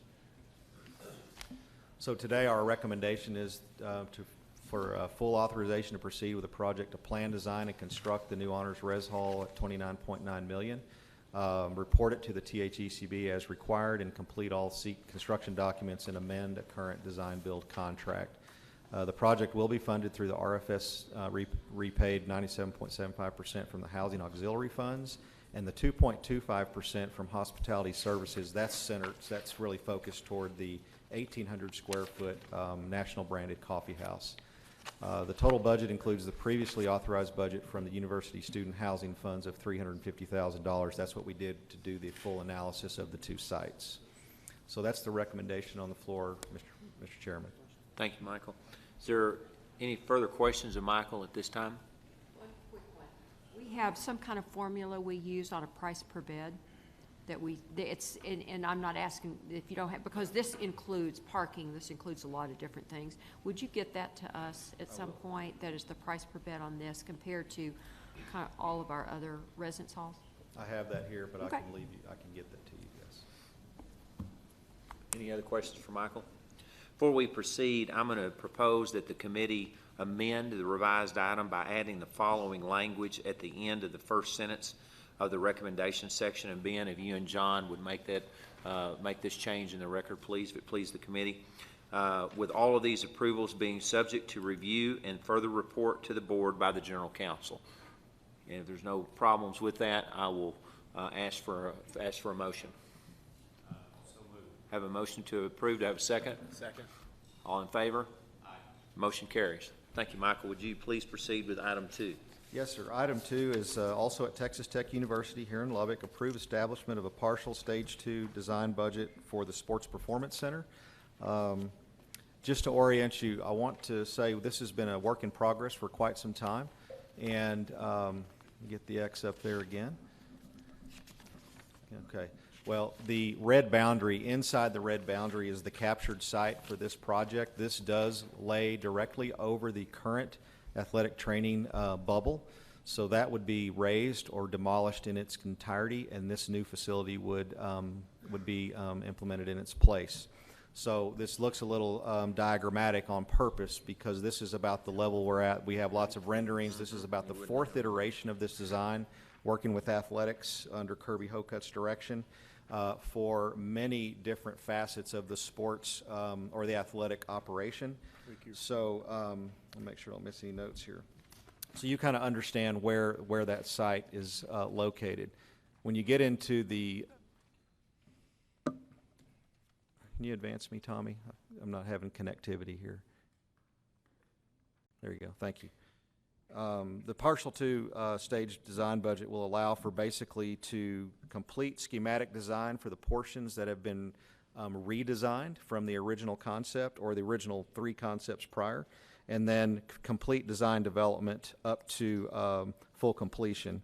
And the purpose of that is we want to take the design far enough to hit Kirby Hokut and athletic department's goals, but also establish a GMP that's in mark to come back to the board once fundraising is finalized to be able to come back with a full GMP and ask for full funding. Mr. Hokut's here as well, and I want to, could you advance me, Tommy? Thank you. So real quick, the overall project includes, so at the end of the day, if the project happens, we demolish the indoor track facility that exists today, construct an approximate 159,285 gross square foot complex to include all those amenities supporting an indoor track, 200-meter track, as well as indoor football operations as well. Thank you. Now, this does include a very intensive effect on our site utility and infrastructure work, as well as our stormwater flow into TxDOT at the Marcia Sharp, so there's some high cost dedicated there. Landscape enhancements and public art are included in this project. So as this next step really allows the fundraising and the athletic department to run in parallel together so that these don't, one doesn't get ahead of the other. Kirby, any comments about this initiative you'd like to make? Could we have Kirby come up and yeah. explain to the group kind of how the bill is going to lay out, you know, how the 2 tie together, you know, some of those things? Yes, sir. Thank you, Mr. Chairman. Picture back. As Mr. Molina just commented, I think it was accurate. What is in front of you today does allow us to move in parallel with our fundraising initiatives as well as the future development of this project in a strategic way that I feel very confident about. What you see in front of you there with that diagram is going to be really unique, state-of-the-art, one-of-its-kind athletics facilities with the adjacency of an indoor track and field performance center and an indoor football training facility. Right now, there's only one school in the Big 12 Conference that has the indoor track facility to host the Big 12 Conference track and field championships, and that's in Ames, Iowa. They host the Big 12 each and every year. This will assure that we host the Big 12 Conference track and field championship every other year, if not more frequently than that. It's a 220-meter banked indoor track and field surface. It'll be the best caliber, similar to what they run for Olympics, national championship meets on.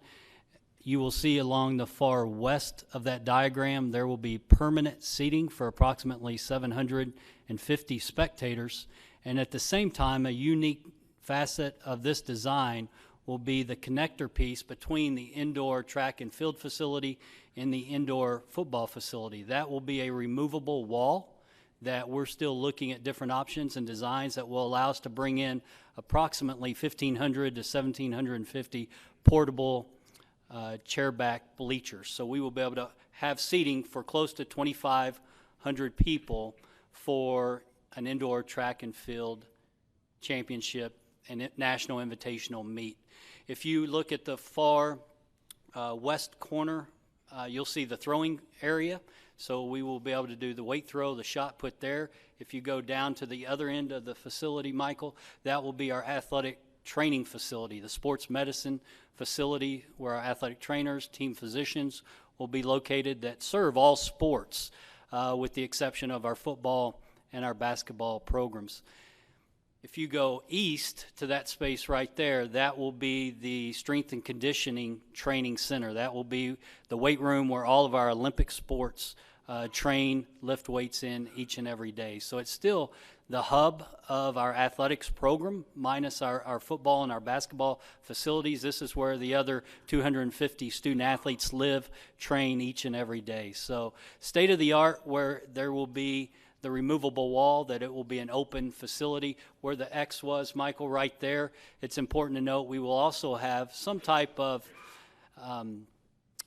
door system there that will raise so our football team can go immediately from the indoor facility to the outdoor practice facilities in case they want to utilize all 3 practice fields or if the weather changes in the middle of a particular practice. Of note, already this year, we're 5 weeks into the football season.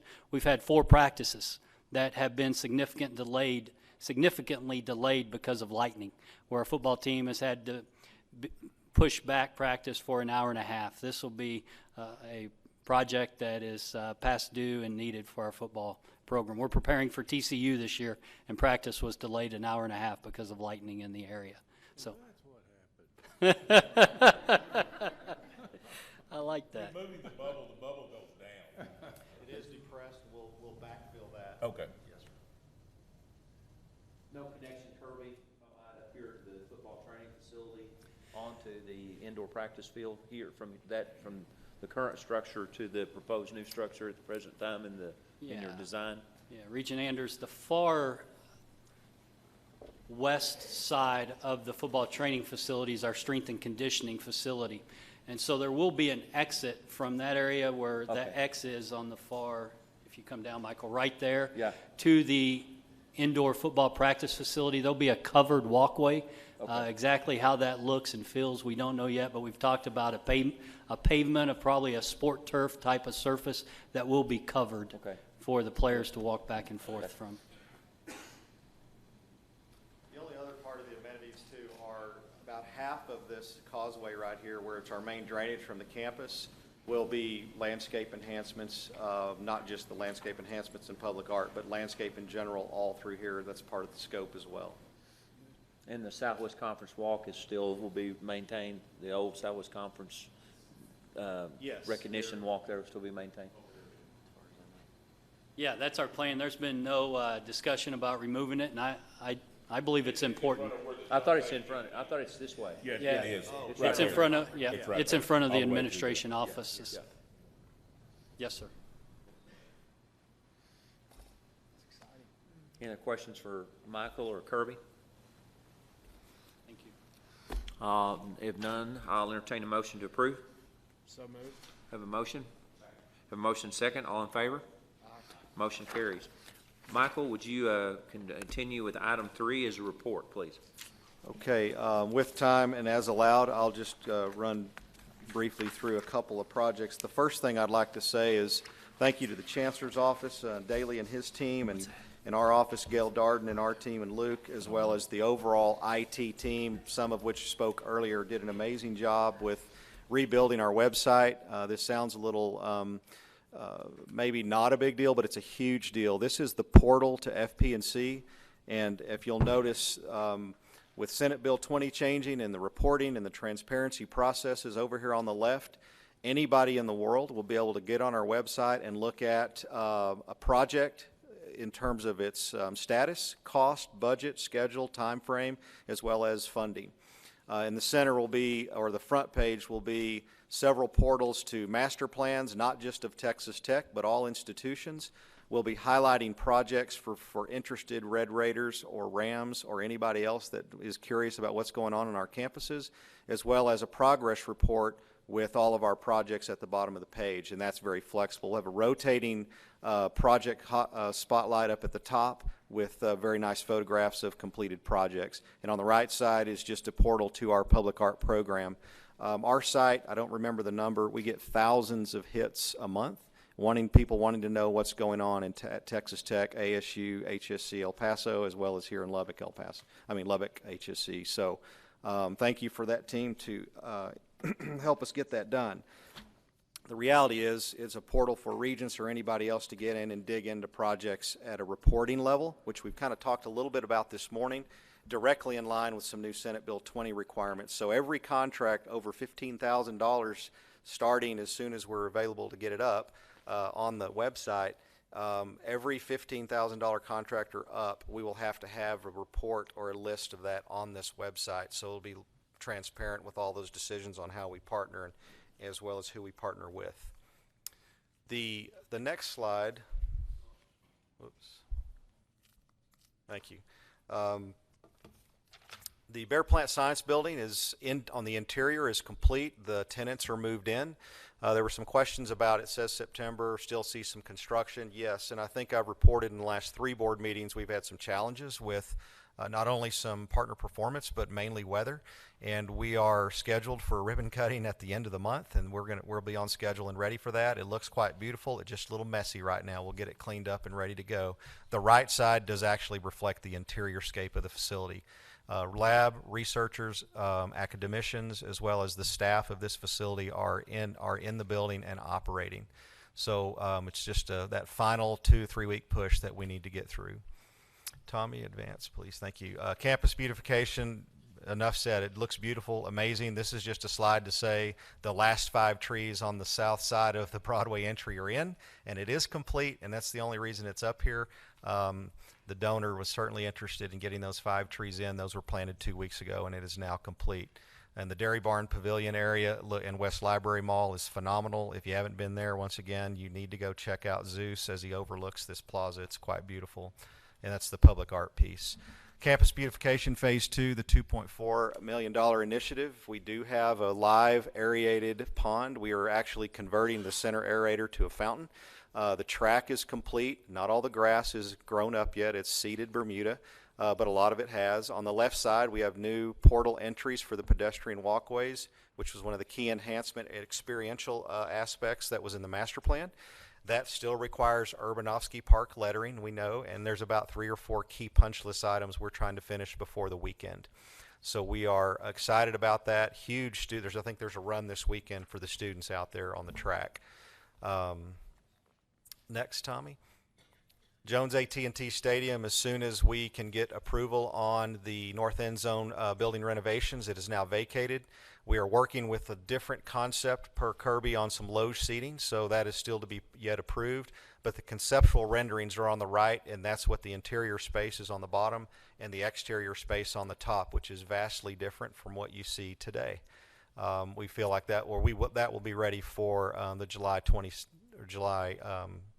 for the 2016 football season. Next, that's already completed. I just keeping it up there to know that we're minor punch list items being completed, and that's why it's still on the list. But the ticket office is open and operating. Next. The Maddox Engineering Research Center is moving very, very well. We have seen some great savings on this project. It's not reported on the 29.2, but we feel like we're close to $1 million under expected cost on this project. Mr. Maddox has been very involved with, as well as the dean, as well as the president on this project. It's moving well, on track for a June 2016 completion date. Rawls College of Business Admin addition, you can see on the right side, that's taken about 2-3 weeks ago, so we're far past that point, but that tells you a little bit of the scale of the wing on the right, real-time construction versus the left bottom screen of what it's going to look like at the end of the day. Still on mark, budget, time, and schedule. Of course, quality, all of our quality points are hit as well. If you haven't been to the United Spirits, or United Supermarkets Arena, please go by there. It's not all decored yet, but certainly the coaches are fired up. Women's volleyball, women's basketball, and men's basketball looks fantastic. You just need to get by there and see it. It's absolutely transforming for the basement down there, as well as the taping area and the training area. Tommy? Abilene School of Public Health facility moving quite well. It's the rendering of what it's going to look like at the end of the day on the left, the construction progress on the right. Stem walls, foundation, all the substructure is in. We're about to go vertical in the next 30 days, and you'll see a pretty big change in the environment there here quite quickly. Next. And then really just a flash through public art. I'm probably not even going to talk through all of these, but basically public art is live and vibrant. The key one, there's a slide in there for the research part, the innovation hub. That date said 2016 delivery. It's November, December 2016. That's actually 2015. That is on the boat right now from South Africa, and it'll arrive here right before Thanksgiving, and he'll install that over the holidays, be ready early December. And that's all of my report today, Mr. Chairman. Any further questions of Michael this time? Okay. None. Mr. Chairman, this concludes the meeting of the Facilities Committee. Thank you. We will adjourn for the day. The press conference will start in about 45 minutes. So at the Health Science Center, and I'm sure that's marked of where to go, I hope. I'm sorry? Yeah. I hope they know how to get them. Where do I do this? Yeah. In 15 minutes. Okay. 3, would you? 3:30. The buses will leave at 3 o'clock.